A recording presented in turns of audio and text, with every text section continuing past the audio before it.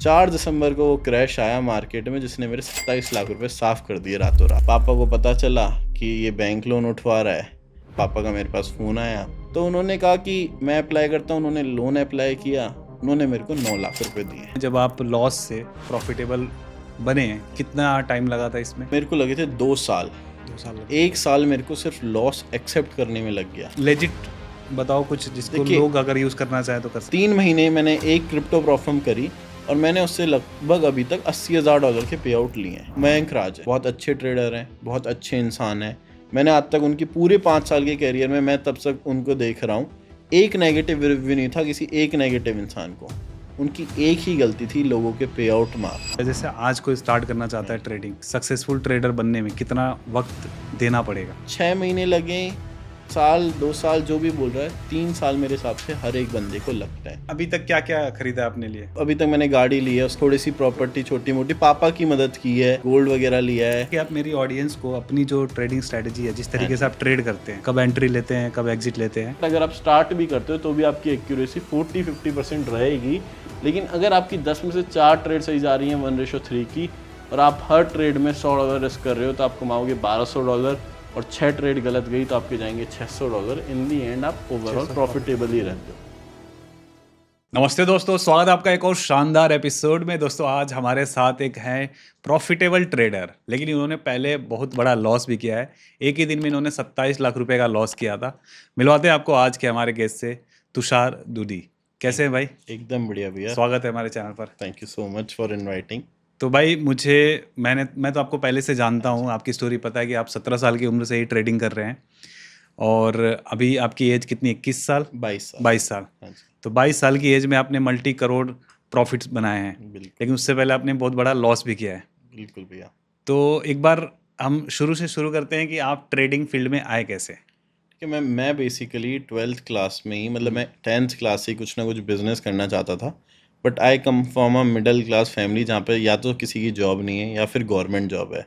तो मेरे पापा का सिंपल सा ये था कि या तो मैथ्स ले लो या बायो ले लो। मेरा कॉमर्स में इंटरेस्ट था कि मैं कोई बिजनेस करूँगा, ठीक है। बट ही नेवर अलाउड, क्योंकि उन्होंने देखा था कि जिसने और कुछ किया है वो कभी कुछ भी नहीं कर पाया। तो उन्होंने कहा, हमारी थोड़ी जदोजहद चली, बहस चली, और उन्होंने मेरे को एंड में मैथ्स और बायो दोनों दिला दिए। अच्छा। तो मैंने मैथ्स बायो के बाद मैंने एनडीए के लिए तैयारी करना चालू किया। मैं 11th में हॉस्टल में गया, 12th में कोविड आ गया था, वापस आया। मैं एनडीए की तैयारी कर रहा था, और कहीं ना कहीं मेरे भाई वगैरह भी जो बाहर रहते थे उस टाइम पे, वो भी आए हुए थे। एक हवा चल रही थी क्रिप्टो ट्रेडिंग की, न्यूज़पेपर में छपने लग गया था, क्योंकि बड़ा एक कॉमन सा कॉन्सेप्ट है कि तब भी पैसा बनता है। न्यूज़ में पक्का छप रहा होता है कि ये रातों रात अमीर हो गया, ये कल अमीर हो गया। सोशल मीडिया पे एक लहर चल रही थी डोज कॉइन की, क्योंकि इलॉन मस्क उस टाइम पे काफी प्रमोट कर रहा था। काफ़ी प्रमोट कर रहा था, और उस टाइम पे वो टॉप अमीर बना था, नया नया फर्स्ट रैंक पे आया था। अब वो आदमी क्रिप्टो प्रमोट कर रहा है, तो काफ़ी ज़्यादा लहर चल रही थी। तो मेरे भाई ने उस दिन ऐसे ही एकदम एक दिन 500 रुपये डाले, अगले ही दिन वो 1500 रुपये हो गए। ये देख के हमने कहा, भाई ये तो कमाल की चीज़ है, क्या चल रहा है, 300% रिटर्न। फिर हमने और 3500 रुपये जुटा के 5000 रुपये डाले, और अगले ही 3 दिनों में वो 5000 के 25,000 रुपये हो गए। तो हम 3 भाई थे, हमें लगा भाई ये तो कुछ कमाल की चीज़ है। खुद के पास पैसे थे नहीं, किसी ने मम्मी से मांगे, किसी ने पापा से मांगे, थोड़े कहीं से जुगाड़े, और तीनों ने टोटल 10-10 हज़ार रुपये करके डाल दिए। ठीक है। अब रोज़ पोर्टफोलियो चेक करते थे, और रोज़ 3-4 हज़ार रुपये ऊपर दिखता था। ट्रेडिंग का कुछ कॉन्सेप्ट पता नहीं था कि लेवरेज भी कहीं से मिलती है, वरना पक्का लेवरेज पे पहले पोजीशन स्पॉट ही बाई होता था। पहले स्पॉट क्या फ्यूचर्स होता था, लेकिन खुद को नहीं पता नहीं था था। हाँ। कि वहाँ पे ऑप्शन दिखाता था। मैं उस टाइम पे बाइनेंस पे करता था तब, बट समझ नहीं थी कि ये है क्या। स्टार्टिंग से आप बाइनेंस करते थे? मैं स्टार्टिंग मैंने बाइनेंस से ही की थी, खोला ही मैंने बाइनेंस था सबसे पहले। अब उसमें पैसे डाले, अब विद इन 1 महीने में ही रोज़ देखते देखते हमारे 10,000 के 60,000, किसी के 80,000, किसी के 50,000 हो गए, क्योंकि सबका टाइमिंग अलग था डालने का। कोई वेट करता था, कोई किसी दिन थोड़े से निकाल लेता था, उस हिसाब से। अब हमें एक दिन वो कहीं पे लाइव आके बोलने वाला था कि मैं डोज कॉइन प्रमोट करूँगा, तो हमें लगा था उस दिन वो $1 टच हो जाएगा। तब वो आसपास चल रहा था $0.7 के। तो हमें लगा हमारे अगर ये $1 जाएगा, लाख लाख रुपए हो जाएंगे, जो कि उस टाइम पे बहुत ज़्यादा थे। मैं 17 साल का था, मेरे भाई बाहर से पढ़ाई ही कर रहे थे, तो हमारे लिए लाख रुपए बहुत थे कि इससे तो पूरे साल घूमेंगे फिरेंगे, ऐश करेंगे। लेकिन जैसे ही वो उस दिन लाइव आया, डोज कॉइन 20-30% क्रैश मारा, और हम तीनों ने अपने, किसी ने 35, किसी ने 40, किसी ने 45,000 रुपये वापस बाहर निकाल लिए। अब हमें लगा ये चीज़ तो आ गई, अब अगला क्या करें, ये तो क्रैश हो रहा है मार्केट में, क्या करें। तब किसी से ऐसे ही एक वहाँ पे, अगर आपने P2P का नाम सुना हो, आजकल बड़ा वो रहता है, स्कैम वगैरह चलते रहते हैं, तो वहीं ऑप्शन आता था बाय और सेल का। कि तो वहाँ पे दो ऑप्शन थे, अगर आप बाय करने जाओगे तो वहाँ पे उस टाइम पे तो मैं आया था, USDT बिकता था 70 रुपये का। ठीक है। तो 70 नहीं, 75 76 का, आज तो 95 पे आ गया, लेकिन तब 75 का था। और वहाँ पे एक चीज़ थी कि अगर आप सेल में जाके देखोगे तो 3 रुपये सस्ता है, और अगर आप बाय में आके खरीदोगे तो 3 रुपये महंगा है। तो मैं लगा अगर हम दिन के $1000, मतलब लगभग ₹1,00,000 के, इधर खरीद के इधर बेचते हैं, तो हम तो 3000 रुपये दिन के कमा लेंगे। आर्बिट्राज हो जाएगा। आर्बिट्राज हो जाएगा और हम 3000 रुपये कमा लेंगे। हमने सोचा कि चलो एक बार कोशिश करते हैं। हमने तीनों ने 25-25 हज़ार रुपये मिलाए और एक अकाउंट में डाले, $1000 खरीदे, $1000 बेचे। दिन के एंड में हमारे 990 रुपये बने हुए थे। ठीक हम है। तीनों ही बड़े खुश हो गए कि तो 30,000 महीना हो गया, 10-10 हज़ार तीनों बांट लिए। घर पे रहते थे, खर्चे कुछ थे नहीं, तो हमने डायरी भी बना ली, अपना नाम लगा दिया वहाँ पे बिजनेस का हाँ। कि जय श्री राम, और बिजनेस अरे। चालू कर दिया हाँ। और अपनी डायरी बना के काम चालू कर दिया। अब सोचा कि 30,000 बनेंगे, ठीक है। अगले दिन 3,000 रुपये बन गए, हम और खुश। ऐसे तो 90,000 बन जाएंगे, 30,000 तीनों के, मज़े ही आ गए। अगले दिन फिर गए।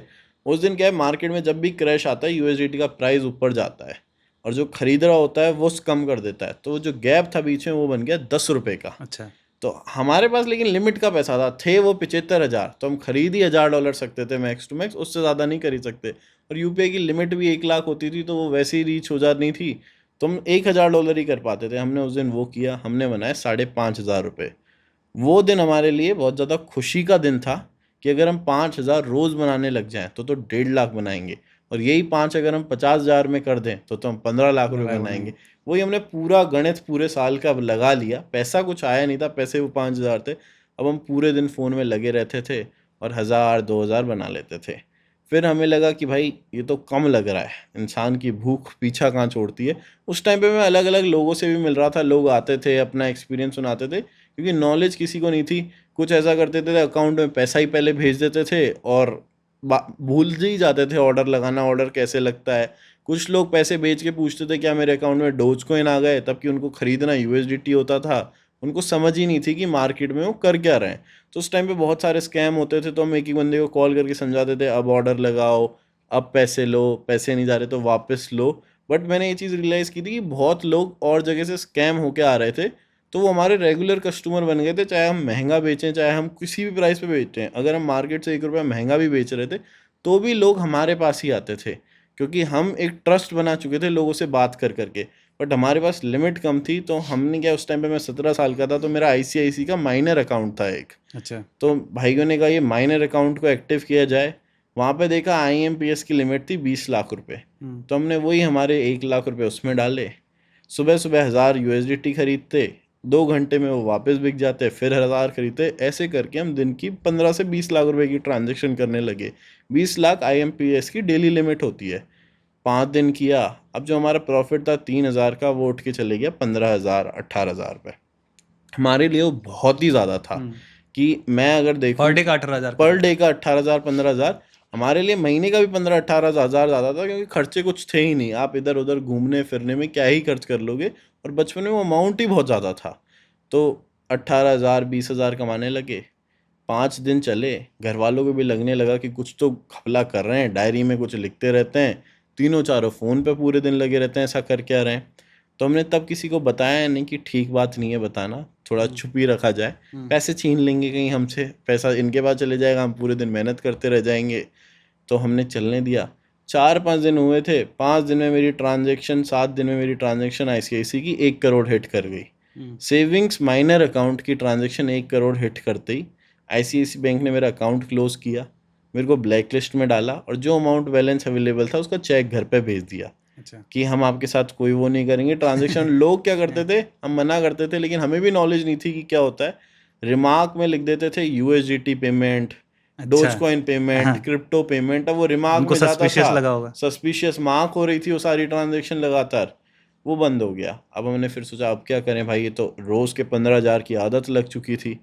तो हमने पापा को बताया, घर वालों ने पहले तो 20 बार कंफर्म किया कि तुम कुछ गलत काम तो नहीं कर रहे, क्योंकि कहीं से बैठे बैठे बंदा 10-15 हज़ार रुपये कमा रहा है। मेरे पापा की गवर्नमेंट जॉब है, हमारी 4-5 दिन की इनकम में उनकी महीने की सैलरी निकल रही थी, जिस नौकरी के लिए उन्होंने पूरे सालों तैयार की है। 20 साल हो गए नौकरी करते करते, फिर भी हम निकाल रहे थे। उन्होंने बहुत कन्फर्म किया, हमने उन्हें समझाया कुछ नहीं है। पापा ने हमें एक करंट अकाउंट खुला के दिया। उन्होंने कहा और कोई मदद चाहिए? तो हमने कहा थोड़े से पैसे और मिल जाते तो बड़ी मदद हो जाती, क्योंकि लाख रुपए घुमाते घुमाते वही पैसे जो आ रहे थे हम वो भी वापस उसमें डाले जा रहे थे। तो उन्होंने हमें 3 से 5 लाख रुपए कुछ एक अमाउंट दिया अपनी सेविंग्स में से निकाल के, कि ठीक है तुम कर लो। वो पैसे आ गए। करंट अकाउंट की कोई लिमिट नहीं थी, 1 करोड़ के आसपास लिमिट होती है, बट कोई वैसे हम 1 करोड़ ट्रांजेक्शन कर भी नहीं पा रहे थे। तो हम रोज़ अब 3 से 5 लाख रुपए घुमाने लग गए। ये पूरा प्रोसेस महीने भर चला होगा, हमने अच्छा पैसा कमाया। फिर बीच बीच में हमने नोटिस करने लगा कि हम एंड में इतनी ट्रांजैक्शन होने लग गई थी कि हमारा बाइनेंस में 3-3.5 हज़ार से ज़्यादा ऑर्डर हो चुके थे, कि हम इतनी ट्रांजैक्शन खरीदो बेचो की कर चुके थे। ट्रस्ट अच्छा था, टॉप में आने लग गए थे। लेकिन हमने एक चीज़ नोटिस करी कि एक अकाउंट एक दिन खोल के देखा, हमारे पास एक सेविंग का भी कर रहे थे, एक करंट भी कर रहे थे, वो गया -60,000। हम सारे कंफ्यूज हो गए कि माइनस में बैलेंस गया तो गया कैसे आखिर। फिर हमने नोटिस किया, बैंक गए तो पता चला किसी ने हमसे यूएसडीटी खरीदे, हमने उसको पैसे भेजे और उसने हमारे अकाउंट में फ्रॉड की लीन लगा दी कि इसने मुझसे फ्रॉड किया। यूपीआई यूएसडीटी का आप कहीं कोई हिसाब दिखा नहीं सकते थे कि हमने इसको यूएसडीटी दिए। वो पैसे लीन में लगे रह गए। उसका अब होने लगे हैं सॉल्यूशन। उसका सॉल्यूशन ये होता था कि वो बंदा आधे पैसे रखेगा, जिसने कंप्लेन करी है उसको आधे पैसे देगा, और वो पूरा स्कैम चलने लग गया। हमने नोटिस किया कि हमें रोज़ अब कमाने की जगह नुकसान ही होता था, क्योंकि कोई ना कोई आके लीन लगा देता था। बैंक वालों ने एडवाइस किया कि भाई आप जो कर रहे हो उसको बंद कर दो, यहीं रोक दो। बहुत ज़्यादा हमारे ऊपर भी प्रेशर आ रहा है, क्योंकि आपकी ट्रांजेक्शन हाई है और उसमें क्रिप्टो डोज उल्टी सीधी चीज़ें लिखी आती हैं, तो सस्पिशियस मार्क हो रहा है। हमने वहाँ से और 3-4-5 लाख रुपए कमाए होंगे और हमने वो काम बंद कर दिया। बट इतने लोगों से कांटेक्ट हो गए थे जो डीटी बेचते थे, तो उनसे बात करना चालू किया, यूएसडीटी बेचते थे, कि भाई आखिर आप करते क्या हो, इतना लेके जाते क्या हो, इन्वेस्टमेंट कहाँ से करते हो। तो पता चला एक बंदा था, ये पंचायती राज में अगर आपने देखा हो, जैसे एक मूवी भी है पंचायत, उसमें बंदा जो कंप्यूटर पे काम करता है उसकी 10-12 हज़ार सैलरी होती है। हाँ, सचिव वो। तो उसका वो काम था, और उसने हमसे कहा कि मेरे पास 4-5 करोड़ की यूएसडीटी हैं, अगर धीरे धीरे आप निकलवा पाओ तो बताना। तो हमारा पहले ये सवाल था कि तेरे पास वो पैसे आए कहाँ से। तो उसने कहा मैं फ्यूचर ट्रेडिंग करता हूँ और मैंने 3-4 साल में कमाए, और मैं इनको ऐसे नहीं निकाल सकता कि मेरे को धीरे धीरे निकाल लें, तो आप बताना। हम पूरी रात लगे रहे कि आखिर फ्यूचर ट्रेडिंग क्या होती है। तो हमने समझ आया, 1-2 जगह से सीखा, यूट्यूब वीडियोस देखी। बहुत कम क्रिएटर थे उस टाइम इंडिया में, 2-3 लोग थे जो फ्यूचर ट्रेडिंग सिखाते थे। तो मैंने देखा कि फ्यूचर ट्रेडिंग ये होती है लेवरेज पे। अब हम तीनों ने वो पैसा निकाल के, पापा के पैसे फिर भी वापस नहीं किए, कि अब 5 से 10 किए हैं, खुद के पैसे हमारे पास 10-12 लाख की कैपिटल, अब इसको और बढ़ाएंगे फ्यूचर ट्रेडिंग के थ्रू। फ्यूचर ट्रेडिंग में 100-100 200-200 डॉलर करके पहले मैंने एक टेलीग्राम चैनल भी ज्वाइन कर लिया सिग्नल का। वहाँ पे $50 उसको दिए, महीने भर सिग्नल लिए, -500-700 डॉलर में चुप बैठ गया। फिर मैंने कहा इससे भी नहीं हो रहा, अब मैं खुद करूँगा खुद की मेहनत से। तो मैं 200-250 डॉलर डालता था, कोई भी पोजीशन हाई लेवरेज पे खोल देता था, और इन दी एंड रात के 1:30-2 बजे तक वो देखते देखते लॉस हो जाती थी, लिक्विडेट हो जाती थी, क्योंकि एसएल लगाने का कॉन्सेप्ट सीखा ही नहीं था कभी। तो फिर अगले दिन फिर दुखी उदास की आईएनआर में कन्वर्ट करो, 15,000 रुपये चले गए, कपड़े खरीद लेता, साइकिल खरीद लेता, वो हो जाता, बहुत चीज़ें हो जाती। फिर अगले दिन फिर आता। फिर मैंने एक चीज़ हम तीनों ने जो नोटिस की थी वो थी कि अगर हम बाय करते हैं तो हम पैसा कमा लेते हैं, बट अगर हम सेल करते हैं तो हम लॉस में चले जाते हैं, क्योंकि मार्केट गिर के वापस 28,000 से ऊपर जा रहा था। तो हमने बाय करना चालू कर दिया, और हमने कहा कि भाई ये लेवरेज 10x पे फिक्स कर दो और थोड़ी सी क्वांटिटी खोला करो। अब हम क्या करते हैं, 20-25 डॉलर से हमारे अकाउंट में डाले 3-4 हज़ार डॉलर, और 20-25-30 डॉलर से 10x की लेवरेज पे पोजीशन खोल के छोड़ देते हैं। अब 8-8 10-10 कॉइन में पोजीशन बना ली। आज नहीं तो कल, उस टाइम पे ऑल्ट कॉइन बहुत भयंकर रैली में थे, कि आज मेटावर्स के 5 कॉइन पंप हो गए, बुल रन के टाइम पे आज एआई के 5 टोकन पंप हो गए, आज वेब3 के 5 टोकन पंप हो गए। तो ऐसा लगता था कि हमारे 10-12 कॉइन में से आज 3-4 पंप हुए, उसमें $150, किसी में $200, किसी में $100 बन रहे, बस वो 180 जितना दिखता काट के बुक कर लेते, लॉस वाले को होल्ड करते रहते। मार्केट फिर करेक्शन लेता, लोग जहाँ पैनिक में जाते थे कि गिर रहा है हम खुश हो जाते थे कि मौका आ गया वापस खोलने का। जैसे ही 10-15% लाल दिखता, हम हमारी पोजीशन फिर 8-10 लॉन्ग कर कॉइन देते 12 थे। कॉइन लॉन्ग कर देते। और हमारा डिस्कशन ऐसा रहता था, वो बोल रहा है इसमें ले ले, उसमें ले ले, फिर चेक कर रहे हैं कि तेरे 13 क्यों है, मेरे 12 कैसे हैं, तो तू एक कॉइन कौन सा मिस हो गया तो वो बता दे। तो ऐसे करके, अब ऐसे करके रोज़, ये मान लो अगर मैं देखूं तो महीने के 3 से 5 हज़ार डॉलर मैं तब भी कमा रहा था। लेकिन वही, अब मुझे लगा कि मैं बिना सीखे 3 से 5 हज़ार कमा रहा हूँ, तो मैं सीख के तो क्या कहर ढा दूंगा इस मार्केट में। तो मैंने ऑनलाइन सर्च किया, गुड़गांव में यश सर सिखाते थे उस टाइम पे। मैंने गुप्ता कॉल, भाई। हाँ यश गुप्ता भाई की, वो सिखाते थे। तो मैंने उनकी टीम को कॉल किया, उन्होंने मेरे को अपनी फ़ीस बताई ऑनलाइन क्लासेस की, मैंने वो फ़ीस तुरंत पे कर दी। कितनी फीस वो थी? लगभग वहाँ पे थी उस टाइम पे 40,000 रुपये अच्छा। ऑनलाइन सीखने की। मेरे भाई ने मेरे कहा, तूने 40,000 पे कर दिए? मैंने कहा 2 डे इनकम ब्रो, तो पैसे हैं क्या है, अभी मैं बिना सीखे इतना कमा रहा हूँ, तो मैं सीख के तो क्या ही कर दूंगा, तो मेरे को सीखने दो। उन्होंने कहा चल ठीक है सीख ले। 40,000 तब की उस टाइम पे, उन्होंने कहा मैं आकाश पढ़ने गया था पीएमटी की, उसकी 11वीं 12वीं की मिला के फीस थी उस टाइम पे, तूने 40,000 ट्रेडिंग सीखने के लिए दे दिए।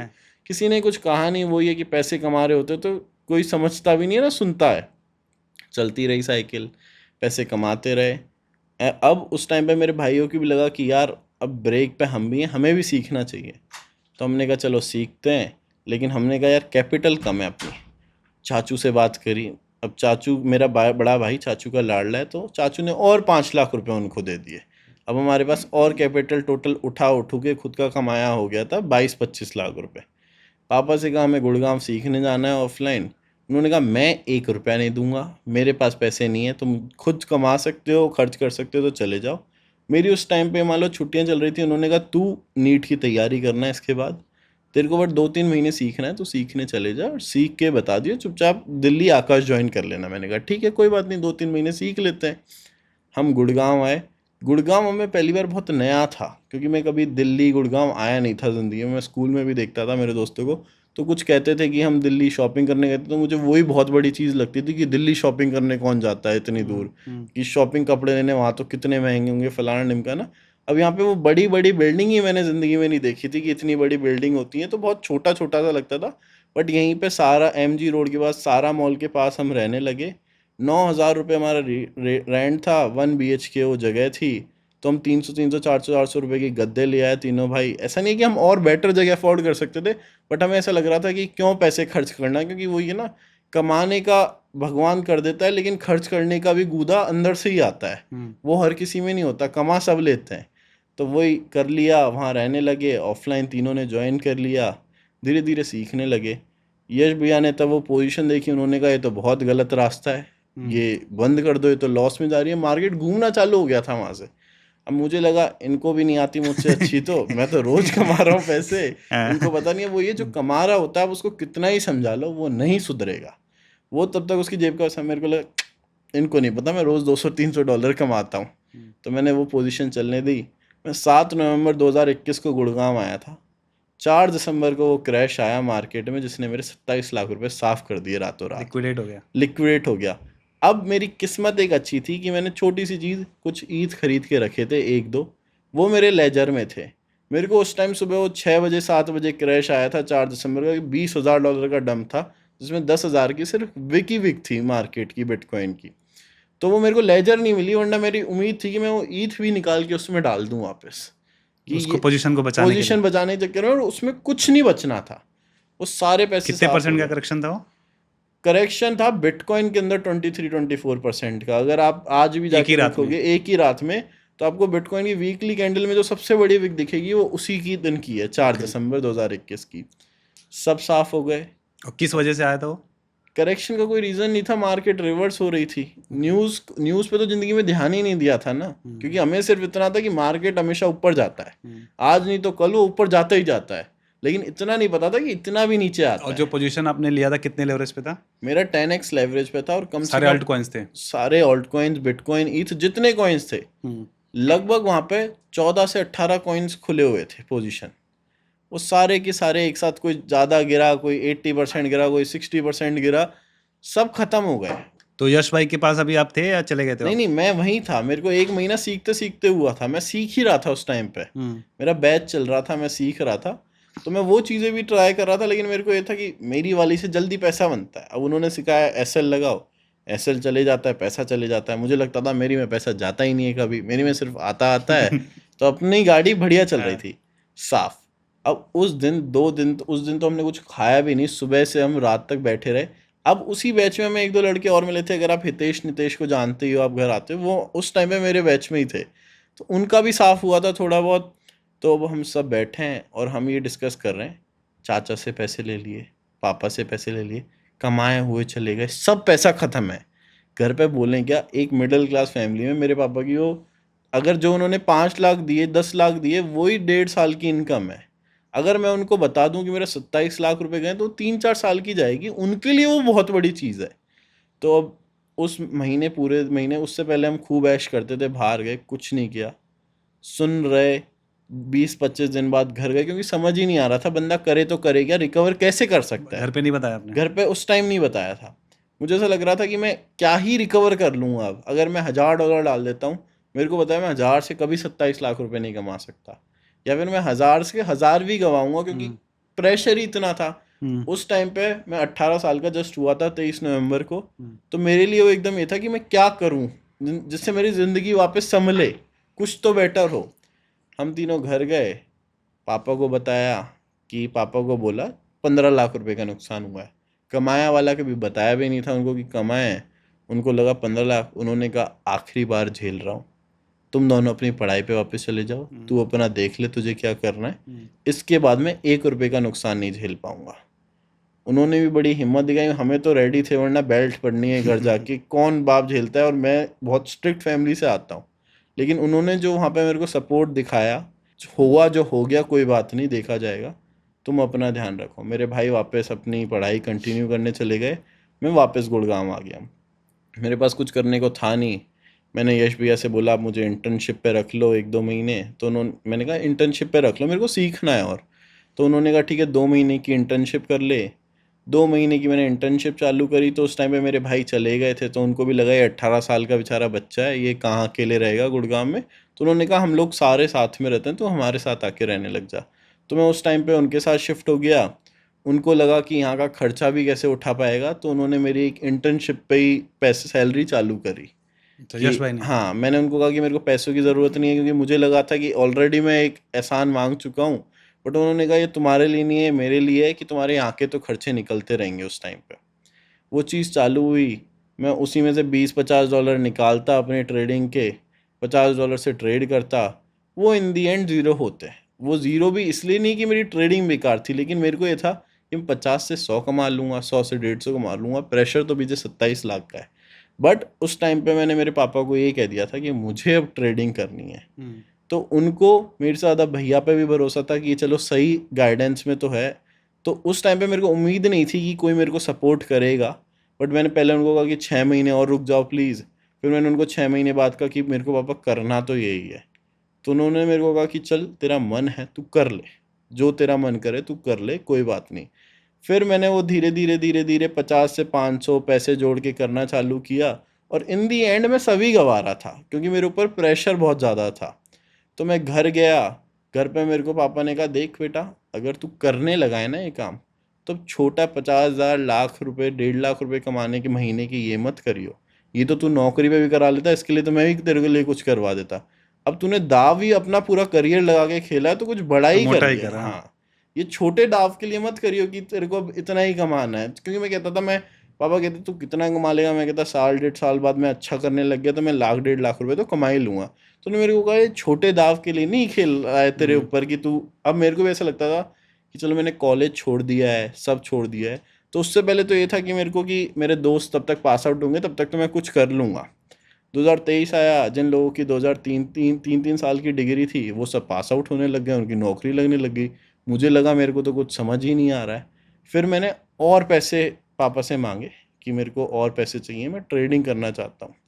उस टाइम पे यश सर को भी लगने लगा कि प्रेशर में, तो मुझे याद है उन्होंने मुझसे गाड़ी में एक बात कही थी कि तुम्हें अगर प्रेशर फील हो रहा है ना पैसों का, तो जितना तुम नुकसान करोगे सारा मैं उठाऊंगा और प्रॉफिट तुम्हारा। तो वो बात ही काफ़ी थी एक, कि चलो ठीक है, पापा सपोर्ट कर रहे हैं, सर सपोर्ट कर रहे हैं, सब चीज़ सपोर्ट कर रहे हैं। मैंने घर से और 5-6 लाख रुपए उठाए, और विद इन 2-3 मंथ्स मैंने वो भी डुबो दिए। तो एक स्ट्रेटजी वही यूज करते थे पहले वाली? स्ट्रेटेजी नहीं, प्रेशर स्ट्रेटेजी नहीं, उस टाइम पे मैं ऐसे लगाने लग गया, लेकिन मेरे ऊपर प्रेशर इतना था कि मैंने वो 5-6 लाख से मैं 10-12 लाख 15 लाख 20 लाख गया हूँगा, 15 लाख गया हूँगा, लेकिन मेरे ऊपर वो प्रेशर इतना था कि मेरे को कमाना है, मेरे को कमाना है, कि उसने मेरे को और प्रेशर में डाल दिया और मैंने वो भी लॉस कर दिया।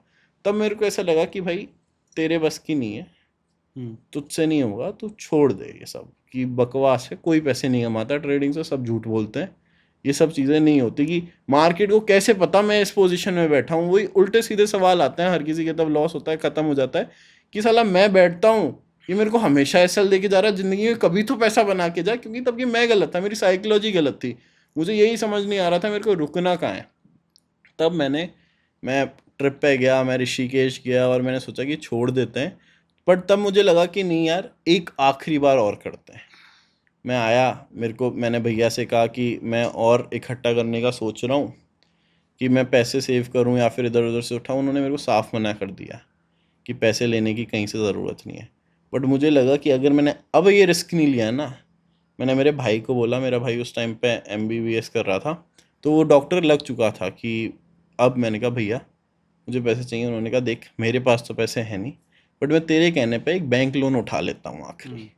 तो उन्होंने अप्लाई किया, पापा को पता चला कि ये बैंक लोन उठवा रहा है, भैया का रिजेक्ट हुआ, पापा का मेरे पास फ़ोन आया, तो उन्होंने कहा क्या हो गया, मैंने कहा थोड़े से पैसे चाहिए थे। उन्होंने कहा थोड़े से तो नहीं है, तू क्या कर रहा है, सोच ले थोड़ा। फिर उनको ये बात पता चल गई थी कि इसने आखिरी पैसे भी डुबो दिए हैं नुकसान में, तो उन्होंने मेरे को एक बात कही थी कि बेटा मरा हाथी 1.25 लाख का होता है। मैंने कहा मतलब? कहते हाथी मरने के बाद भी महंगा बिकता है, मैं तेरे लिए वो हाथी हूँ, चाहे तू कितना ही फेल हो जा, मैं तेरी ज़िंदगी तो बना के रहूँगा।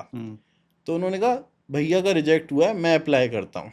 उन्होंने अपनी सैलरी पे ही लोन अप्लाई किया। तो उनको किस चीज़ का कॉन्फिडेंस था कि आपको अगर देखो मैं बताता हूँ, मेरे को भी आज तक नहीं समझ आया कि उनको मेरे अंदर क्या दिखा, बट उन्होंने मेरे को ज़िंदगी में ये नहीं कहा कि मैं फेल हो सकता हूँ। उन्होंने मेरे को हमेशा ये कहा कि तू है जो कुछ तो करेगा।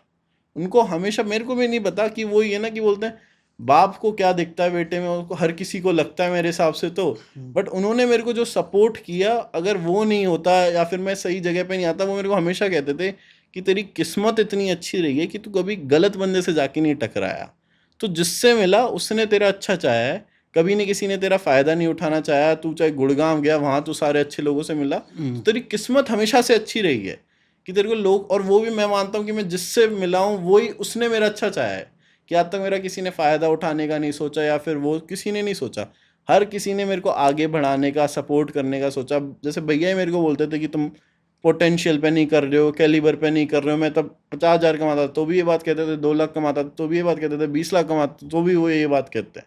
उनका हमेशा सेम है कि अभी भी नहीं, अभी भी नहीं, अभी भी नहीं। तो शायद जो मैंने नहीं देखा वो उन दोनों ने मेरे अंदर देखा था। तो उन्होंने कहा कि मैं अप्लाई करता हूँ, उन्होंने लोन अप्लाई किया, उन्होंने मेरे को 9 लाख रुपए दिए। उस 9 लाख से मैंने पहले इन्वेस्टमेंट करी अपनी ऑल्ट कॉइन्स में 3-3.5 लाख की, और स्पॉट में लिया? स्पॉट में लिए मैंने, अच्छे अच्छे कॉइन्स निकाले, मैंने रिसर्च करी, मैंने रिपोर्ट्स पढ़ी।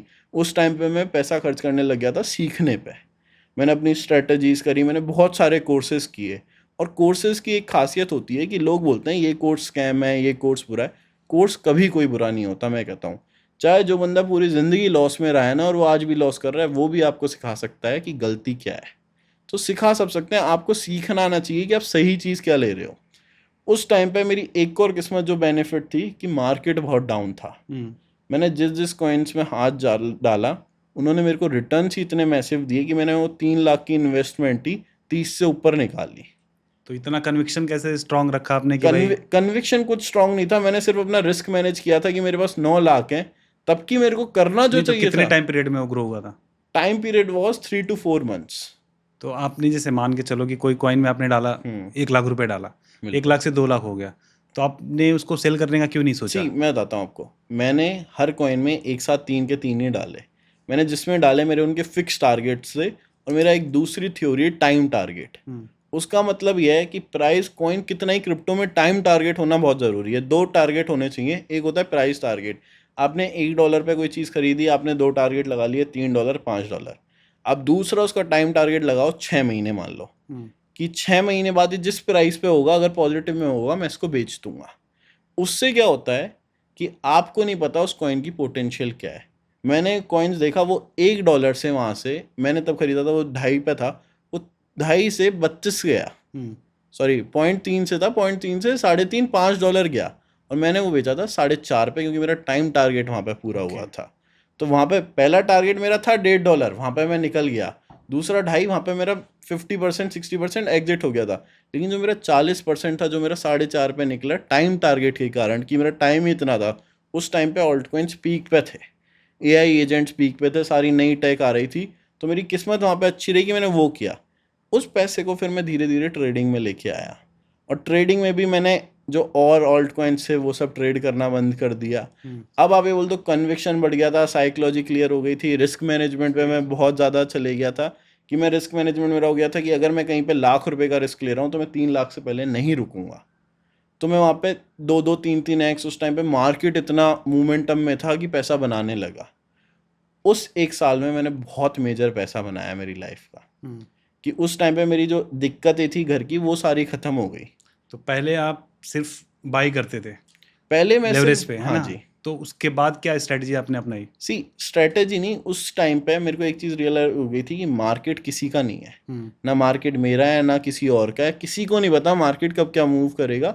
मार्केट में आप प्रोबेबिलिटीज़ पे खेल सकते हो, कि मैं मान लो अगर लाख डाल रहा हूँ और मेरी 3 लाख निकालने की प्रोबेबिलिटी है, और 10 बार में से अगर मैं आधी बार भी 4 बार भी सही हूँगा ना, तो भी मैं पैसा बना के निकलूँगा। वहाँ पे मैंने वो टाइम फ्रेम चेंज किए, मैं अलग अलग टाइम में देखने लग गया। अब मैं उस टाइम पे 4 आवर पे मेन फोकस कर रहा था, और 4 आवर पे इतने अच्छे मूव्स आते हैं, अगर आप कभी भी ट्रेड करने बैठोगे, कि आपको ट्रेंड का होता है, अगर ट्रेंड गलत है, आपका मान लो बाय का था, अगर वो सारे ट्रेंड तोड़ चुका है सेल का, तो आप तुरंत सेल मान लो। आप जदोजहद में मत जाओ कि नहीं मैंने बोला है एक बार बाय है। हमारे साथ गलती ये होती है कि हम मार्केट से इतना इमोशन कनेक्ट कर लेते हैं, अपने बाय से इतना कनेक्ट कर लेते हैं कि हमें लगता है कि यहाँ से तो बाय ही जाना चाहिए, और वहाँ पे मार्केट नए लो बनाने लग जाता है। मैंने उस टाइम पे इमोशंस अपने एकदम ऑफ कर रखे थे, कि जो जहाँ पे लग रहा है, जैसे एक लॉस मैंने बहुत पहले स्टार्टिंग में जो पैसे आए थे उसमें गया था पोल्का डॉट करके कॉइन में। पोल्का डॉट में कमी ये थी कि मैं, अब बोलते हैं ये बड़ी फेमस कहानी है, कि आप किसी से इश्क करना क्रिप्टो में, मोहब्बत मत कर लेना। इश्क ये है कि आपको पता है कब किसको छोड़ के कहाँ जाना है, मोहब्बत ये है आपको पता है वो आपको नुकसान दे रही है, लेकिन फिर भी आप लगे उसको हैं। पकड़ के बैठे हो। हाँ। तो मैं वहाँ पे सब चीज़ों से इश्क ही कर रहा था अपनी ट्रेडिंग से, कि मेरे को पता है कहाँ एग्जिट लेना है, मेरे को पता है कहाँ प्रॉफिट बुक करना है, और उस टाइम पे मैं बहुत अच्छा पैसा बना रहा था। उसके बाद मैं दुबई शिफ्ट हुआ, भैया शिफ्ट हो रहे थे, उन्होंने पूछा तुम्हें शिफ्ट होना है, मैं दुबई शिफ्ट हुआ। फिर मैंने देखा मैं जो पैसा कमा रहा हूँ वो तो कुछ भी नहीं है वहाँ के हिसाब से। लोग जितना मैं साल भर में कमा रहा हूँ वो खाने पे इन्वेस्ट कर रहे हैं, खाने पे खर्च कर रहे हैं। मैं जिन लोगों के साथ बाहर जाने लगा, मिलने लगा, वो 12-12 15-15 लाख रुपए का खाने पे बिल पे कर रहे थे। तो मेरे को लगा कि यहाँ पे वो पैसा और भी बड़ा है। तो फिर मैंने और चीज़ें ट्राई करी, मैंने इन्वेस्टमेंट्स करना चालू किया, मैंने रिपोर्ट्स पढ़ना चालू किया, और सच बताऊँ तो मेरे को रिपोर्ट्स पढ़ने और इन्वेस्टमेंट्स ने बहुत पैसा बना के दिया उस टाइम पे। एक फेयर चांस मेरे लिए ये रहा कि मेरे को कहीं पे पैसा निकालना पड़ा अपनी ज़रूरत के लिए, तो मैंने जहाँ पे एग्जिट लिया वही टॉप था मार्केट का। वो मैंने अपनी ज़रूरत के लिए निकाला कि मैं यहाँ से और पैसा बनाऊंगा, लेकिन वो जहाँ पे मैंने एग्जिट किया वही टॉप निकला, और वहाँ से मैंने मेरा मेजर चंक बाहर कर दिया था। उसके बाद मैं जितनी भी ट्रेडिंग करने लगा, पैसा बनाने लगा। फिर आई केम इनटू प्रॉफर्म्स ट्रेड करना चालू किया। उसमें भी एक गलती मैं ये कर रहा था कि मैं वही साइकोलॉजी ब्रोकर वाली लेके आया था। उसमें मैंने थोड़े से लॉसेस किए, मैंने कंटेंट क्रिएशन चालू कर दिया। लॉसेस, आई विल नॉट से लॉसेस इतने मेजर थे कि मान लो अगर मैं कहीं पे 20-25 लाख रुपए कमा रहा हूँ, तो मैंने 2-3 लाख रुपए उसमें प्रॉफर्म्स में गंवाए होंगे। फिर मैंने कंटेंट क्रिएशन चालू किया, फिर मैं और लोगों से मिला, फिर मेरे को गेम समझ आया। क्योंकि इस इंडस्ट्री में गेम दो हैं, एक जो सबको लगता है सक्सेसफुल होने का, करने का, दूसरा जो पीछे बैकएंड में है। तो अभी तक तो ये कहानी रही है। तो प्रॉप फर्म्स के बारे में थोड़ा बताइए, क्या होता है? सी प्रॉप फर्म्स आर बेसिकली कि आपने एक कंपनी बनाई कि जो हर किसी को ये बोलती है कि हम एक इन्वेस्टर का पूल बना के बैठे हैं, हाँ। और आप हमें दिखा दोगे आप एक अच्छे प्रॉफिटेबल ट्रेडर हो, तो हम आपको फंडिंग देंगे। 80% पैसा जो आप कमाओगे आपके पास आएगा, 20% पैसा इन्वेस्टर के पास जाएगा। बट द रियलिटी इज़ पीछे कोई नहीं है, आपकी कोई भी ट्रेड मार्केट में नहीं जाएगी। जो आपके अगेंस्ट ट्रेड कर रहा है वो है वो। मान लो आप एक प्रॉफर्म ओनर हो, आपने $500 के 10 अकाउंट बेचे 5,000। आपने वहाँ पे 2 स्टेप रख दिए। पहले स्टेप में आपको 8% बनाना है, 10% आप गवा सकते हो। दूसरे स्टेप में आपको 5% बनाना है, 10% आप गवा सकते हो। तीसरे स्टेप में आपके पास टोटल है 10% गंवाने के लिए, और आप जितना भी कमाओगे उतना 80% आपके पास आएगा। अब इसमें होता क्या है, 99% ऑफ द गंवा देते पीपल हैं लोग। वो पास ही नहीं कर पाते। गंवाना, वो पहले स्टेप में उन्होंने जो आपको $5,000 दिए वो आपकी जेब में आ गए। अब उसमें से भी एक बंदा पास कर गया, उसने 1,000 का पे आउट ले लिया, 1,500 का ले लिया, 2,000 का ले लिया, तो आपने खुशी खुशी उसको अपनी जेब से 2,000 निकाल के दे दिए, 3,000 फिर भी आपका बच गया। तो प्रोफर्म्स काम कैसे करती हैं, अब आप देखोगे प्रोफर्म स्कैम है, प्रोफर्म पैसे नहीं देती। वहाँ पे 2 चीज़ें आती हैं। एक, फाउंडर की नीयत में खोट होना कि वो पैसा कमा रहा है, उसके बाद भी वो पैसा बांट नहीं जा रहा। दूसरा, प्रोफर्म प्रॉफिटेबल ही नहीं हो पा रही। मान लो उसने सेल करी $1 मिलियन की, अच्छे ट्रेडर आ गए या फिर कोई ग्लिच रह गया, कोई लूप रह गया, और पे आउट आ गए $2 मिलियन के, तो पे आउट नहीं देगा, फिर प्रोफर्म्स बंद हो जाती हैं बीच में। ये, और उसको प्रोफर्म्स के भी बहुत खर्चे हैं, इन्फ्लुएंसर को पैसा देना है, 10 चीज़ें करनी है, तो Affiliate को ये देना है। अफिलिएट को पैसा और देना है। स्टार्टिंग में जैसे किसी को कोई यूजर अगर ज्वाइन हाँ, करना चाहता है उसको भी तो कुछ पैसा देना होता होगा। एग्जैक्टली, तो वो फीस ही देता है ना अकाउंट खरीदने के लिए। कितना देना पड़ता अगर है? आप 100K का एवरेज अकाउंट देखोगे, वो आता है $500 का, लेकिन चालू हो जाते हैं $40 से ही अकाउंट्स। ओके। इंडिया की जो एवरेज सेल्स की होती है वो $40 से $80 की टिकट साइज है जो लोग करते हैं, लेकिन इंडिया में वॉल्यूम ही इतना तो बड़ा है। आपके कहने के हिसाब से बहुत सारे ऐसे प्रॉप फर्म्स हैं जो लेजिट भी हैं और कुछ ऐसे See, फर्जी भी है। भैया सच्ची बात बताऊँ ना, आजकल क्या है, 1-2 के कारण प्रोफर्म स्कैम बहुत ज़्यादा हो गया है। लेकिन अगर सेम दिक्कत देखा जाए, वो मैंने ब्रोकर में भी देखी है, वो मैंने प्रोफर्म में भी देखी है। दिक्कत एक ही मैं मानता हूँ, प्रोफर्म क्रिएटर थोड़े मेरे को ज़्यादा इधर उधर के लगते हैं कि नकली हैं, गलत चीज़ें प्रमोट जल्दी कर देते हैं। वाइल जो ब्रोकर वाले वो थे क्रिएटर्स, वो सारे बड़े लेजिट रहे हैं स्टार्टिंग से। तो वो वाली एक बड़ी दिक्कत रही है इस चीज़ में। तो ब्रोकर्स तो पे आउट तो दे ही देते हैं। आप कितने ब्रोकर्स, आप बताइए ना, कितने लोगों के ब्रोकर के पे आउट रुक जाते हैं। अगर अच्छा। आपसे मैं एक चीज़ पूछूं, एक बड़ा FIU रजिस्टर्ड ब्रोकर है इंडिया में जो काफ़ी लोग प्रमोट करते हैं, लेकिन जब भी मार्केट में एक बड़ा क्रैश या बड़ा मूव आता है वो अपनी ट्रेडिंग रोक देता है। क्या वो गलत नहीं है? गलत है। वो भी तो लोगों का पैसा मारना ही हुआ ना। कितने वो हैं जिन्होंने ऑप्शन ट्रेडिंग चालू कर रखी है, लेकिन ऑप्शन ट्रेडिंग में फीस ही इतनी है कि बंदा पैसा ही नहीं कमा नहीं सकता। कमा सकता। मैंने कितने एक्सचेंज के बंदों से खुद के मुंह से सुना है कि हमारी एक्सचेंज पे कोई ऑप्शन ट्रेडिंग करके प्रॉफिटेबल ही नहीं हो सकता ज़िंदगी में, क्योंकि हमारी फीस ही इतनी है। तो वो भी तो स्कैम है। अब प्रोफर्म्स क्या करती हैं, अगर हमारे पास जो पैसा आया उससे आप कम निकाल रहे हो तो आपको पे आउट दे देगी। मान लो मेरे पास 10 मिलियन है, आपने 6 के पे आउट मारे, 6 चले गए, 4 उनका प्रॉफिट बच गया, ठीक है। कभी कभी जो अच्छे हैं वो ठीक है कर देते हैं कि चलो ज़्यादा जा रहा है इस महीने लॉस ले लेते हैं। सेम हाल ब्रोकर का भी तो है। ब्रोकर पे अगर आप 10 मिलियन डाल दो और विड्रॉल के लिए एक साथ 20 मिलियन आ जाएंगे, ब्रोकर भी नहीं देगा, ब्रोकर भी भाग जाते हैं। आज से कितने 2-3 साल पहले सबसे बड़ी एक वो हुआ करती थी क्रिप्टो में एक्सचेंज, वो FTX। उसका जिसका फाउंडर फिलैंथ्रोपिस्ट वगैरह आता था, फोर्ब्स की लिस्ट में नाम था कि वो इतना दान पुण्य करता है, उसको कोई पैसा नहीं चाहिए, रातों रात एक्सचेंज गायब हो गई, लोगों के बिलियंस ऑफ डॉलर लेके गायब हो गए, कोई कुछ नहीं कर पाया। तो कमी दोनों चीज़ों में है, कमी दोनों सेगमेंट में। बस ये कि एक्सचेंज अब रेगुलेट होने लग गए हैं, प्रोफर्म्स रेगुलेट नहीं हो रहे हैं। बड़ी फेमस प्रोफर्म है एक उनका, जैसे मैं बात कर रहा था टीम से, तो कुछ इंसाइडर आई कि हमारे मान लो $10 मिलियन की सेल होती है इंडिया से। इंडिया में बहुत पोटेंशियल है इस मार्केट में बिजनेस के लिए। आपको ट्रेडर्स की नहीं बता रहा हूँ, इंडिया के लिए हर किसी कोई प्रायोरिटी पे लेके घूम रहा है कि अगर हमारे पास 10 मिलियन की सेल आती है हर महीने तो हम 6 मिलियन के पे आउट देते ही देते हैं। मैंने कहा ये तो अच्छी बात है कि आप पे आउट दे रहे हो। कह रहा हमारा क्राइटेरिया इतना ही है, 3 से 4 मिलियन का हमारा प्रॉफिट रहता है। मैंने कहा यार, और मैंने प्रोफर्म देखी, वो विक लगा देती हैं बीच में कि आप प्राइस गया 80 तक, आपने विक लगा दी 90, लोगों के SL चले गए, लोगों के अकाउंट लिक्विडेट हो गए। कहता भैया देखो, ईमानदारी की बात तो ये है, अगर हमारा वो पे आउट वाला हिसाब ज़्यादा बढ़ रहा होता है ना आए जिससे, तो विक तो हम भी लगाते हैं। और वही सेम आप देखोगे एक्सचेंजेस में नहीं होता कि आप होता ही कितनी FIU रजिस्टर्ड एक्सचेंजेस में होता है कि प्राइस आया 80 पे था, ले गए 70 जो तक। 10 अक्टूबर को जो क्रैश हुआ था, लोग तो यही कहते हैं कि हाँ, एक्सचेंज नहीं करा है। एक्सचेंज नहीं कराए, क्योंकि कुछ प्राइस वो हर जगह है, बेईमानी हर जगह है। आपको पता होना चाहिए किस चीज़ में कितना पैसा डालना है और कब निकाल लेना है मार्केट में। अभी आज अगर FIU रजिस्टर्ड भी 10 एक्सचेंज आ रही हैं तो उनमें से भी कितनी चली जाएंगी। अगर आप देखोगे वजीर एक्स खूब लोग प्रमोट करते थे, FIU रजिस्टर्ड था, लोगों को पैसा था, कहाँ गया? नहीं है लोगों के पास, नहीं मिला। कुछ कुछ दिया है अभी। कुछ कुछ दिया, कुछ कुछ क्या दिया, जिसके 10 लाख थे उसके 70,000 मिल रहे हैं, 1.5 लाख मिल रहे हैं, उसको क्या करेगा। और जो दिया, आधों ने बेचारों ने खुद के टोकन में डाल रखा था, वो टोकन ही 90% क्रैश हो गया। तो स्कैम कहाँ नहीं है, बस समझ की देरी है, क्योंकि जो प्रोफर्म वाले समझा भी रहे हैं वो भी गलत समझा रहे हैं। स्कैम हर जगह है। आप देखोगे ब्रोकर में भी मार्केटिंग अकाउंट मिलते हैं लोगों को ट्रेड करने के लिए, जो बड़े लेवल पे हैं। प्रोफर्म में भी मेरे सुनने में आया है कि लोगों को नकली प्रोफर्म मिल जाते हैं, सर्टिफिकेट मिल जाते हैं फर्जी, उनको दिखाते रहते हैं। अभी थोड़े दिनों पहले सुनने में आया कि इतना स्कैम है, आप पे आउट डालो आपके अकाउंट में भी पैसा आएगा और आप वापस भेज दो चुपचाप प्रोफर्म को, आप वीडियो बना लो अपनी। तो स्कैम हर जगह। इन्फ्लुएंसर्स के साथ में ऐसा है, लोग मिलके कर रहे हैं। इन्फ्लुएंसर्स के साथ ऐसा रहता है, तो वो सब जगह आपको समझ की देरी है।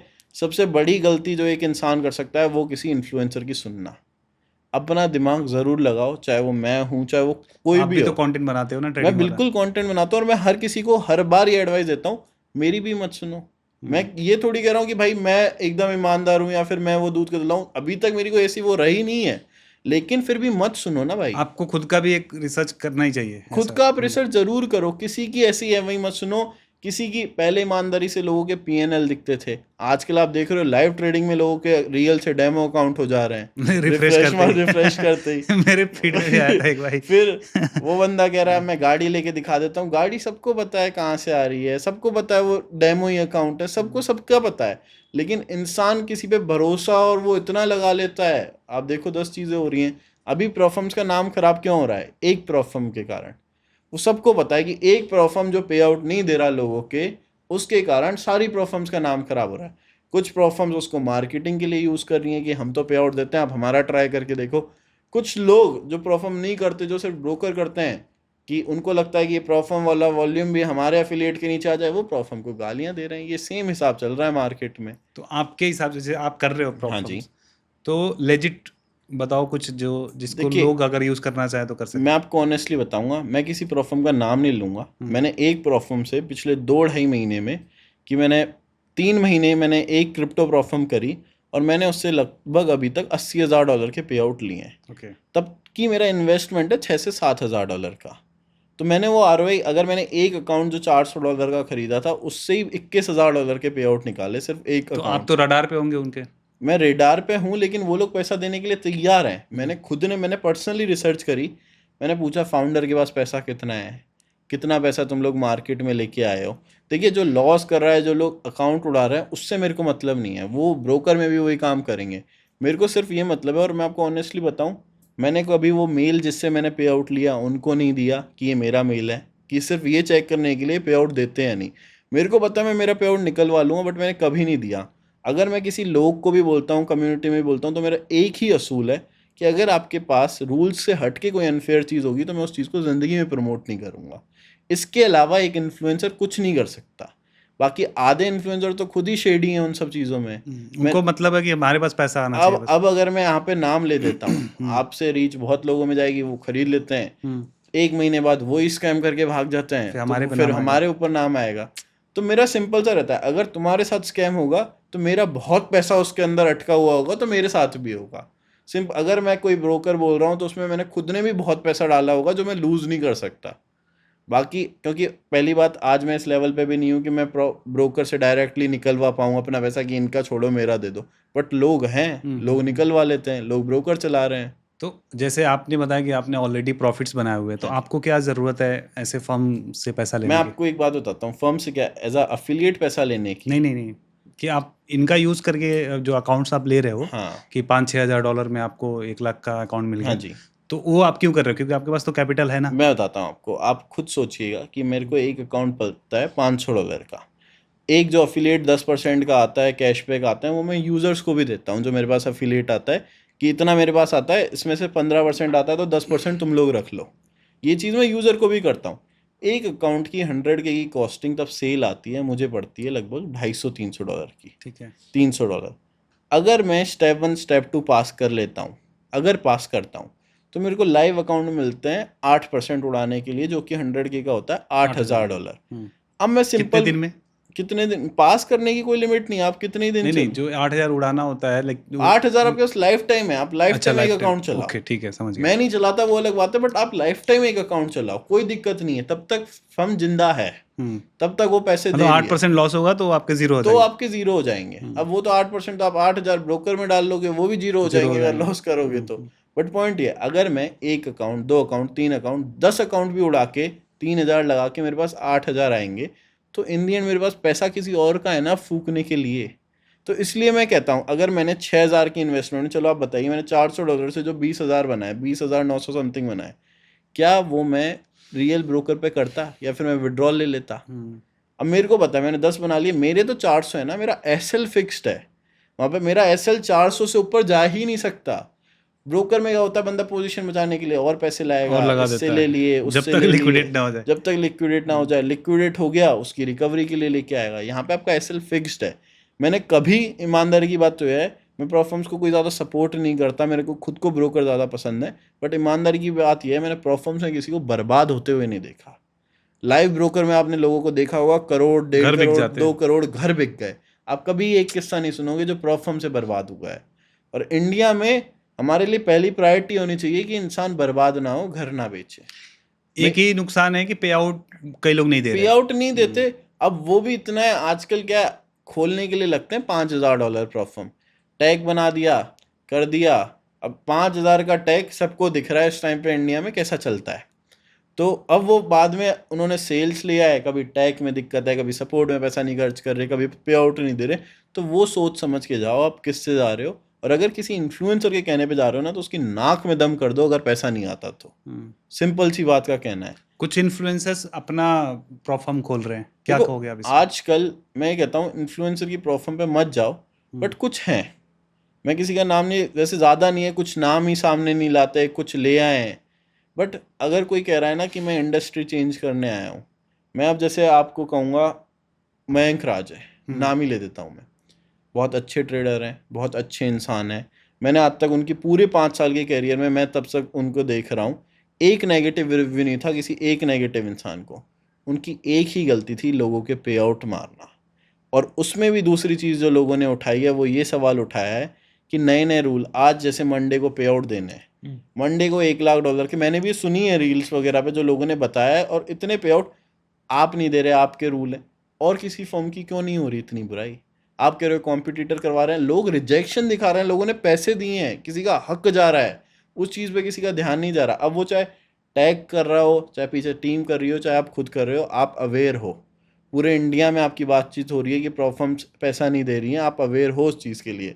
चीज़ें क्या हो रही हैं, मंडे को पे आउट जाना है, $1,00,000 का पे आउट है। अब वो लोग रूल्स बदल के देख रहे हैं कि अगर हम इसमें ये रूल लगा देंगे तो $50,000 का चले जाएगा, अगर ये रूल लगा देंगे ज़्यादा जा रहा है, नहीं ये मत लगाओ। रूल लगाया, 50 का पे आउट जा रहा है, 50 को भेज दिया, 50 का पे आउट मार लिया। एक इंडिया में आदमी जो बेचारा 50-50, $100-100 के अकाउंट लेके, 10 अकाउंट लेके एक पे आउट तक पहुंचता है ना, उसको बड़ी उम्मीद होती है भैया आप ये मान लो पे आउट कमा लेना मतलब है कि मेरे अकाउंट में आ गया, वो खुश हो जाता है, वो खर्च के तरीके सोच लेता है। फिर किसी के पैसे मार देना वो बहुत दुख की बात है, अनफेयर है। रूल्स हैं आपके, आपने बहुत रूल्स लगा रखे हैं, वो हो रहे हैं तो आप रोक लो, बट उनको इस चीज़ पर ध्यान देना चाहिए। I think he has made very good amount of money through prop firms, through trading, through affiliates. तो उनको उन लोगों का पैसा एक बार दे देना चाहिए, उनको लॉस होगा, क्योंकि लेकिन अगर उसने अभी स्टार्ट किया है तो ट्रस्ट तो बनाना पड़ेगा। ट्रस्ट बनाना पड़ेगा। ट्रस्ट टूट चुका है लोगों का, लेकिन आपकी इमेज जो आपने 5 साल में बड़ी मेहनत से बनाई है, वो एक रिस्क पे है, तो आपको उसके बारे में सोचना चाहिए। क्योंकि आज भी लोग देखोगे आप, उनके कमेंट सेक्शन में देखो, लोग उनको बहुत प्यार करते हैं। साथ साथ में ये पूरा इकोसिस्टम भी खराब हो रहा है। पूरा इकोसिस्टम खराब हो रहा है। अब लोग आपस में एक दूसरे की बुराई कर रहे हैं, वो एक दूसरे की कर रहे हैं। अब अगला बंदा जो भी प्रॉफर्म लेके आएगा, वो उन्हीं का नाम लेगा कि उन्होंने ऐसा किया, मैं नहीं करूँगा।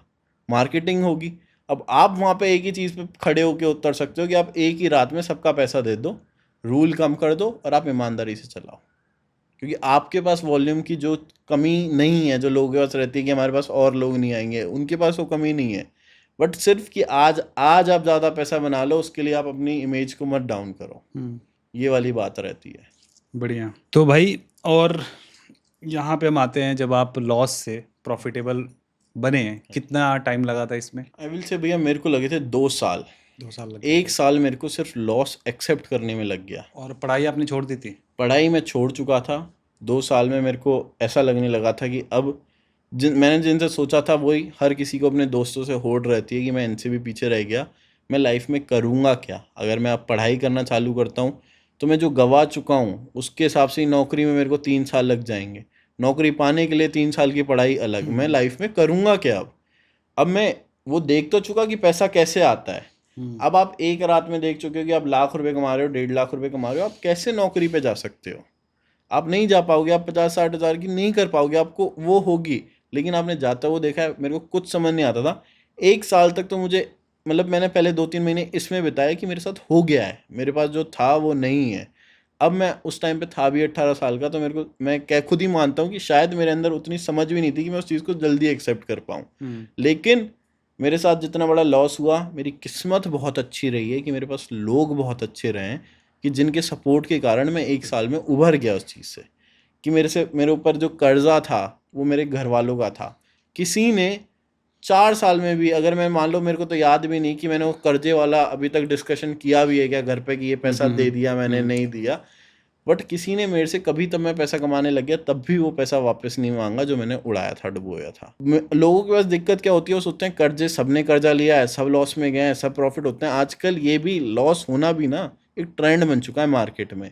क्योंकि मैंने मेरे पास हैं, जब जेब में 50,000 रुपये 5 लाख का लॉस कर दिया, और मैं सोच रहा हूँ हर बड़े ट्रेडर को होता है, मेरा भी रिकवर इन्फ्लुएंसर हो भी तो यही जाएगा। सिखाते हैं कि पहले लॉस इन्फ्लुएंसर करना भी ये पड़ता है। दिखाते हैं सबको लॉस खाना पड़ता है भाई। लेकिन एक भैया, अपनी चादर देख के लॉस खाना बहुत जरूरी है। और ट्रेडिंग की आदत ये है कि वो चादर फाड़ के लॉस देती है किसी को भी। अब वही वाली बात आती है, वो होता ही ब्रोकर पे है, लेकिन वो चीज़ जरूरी है, वो सिखाती है आपको।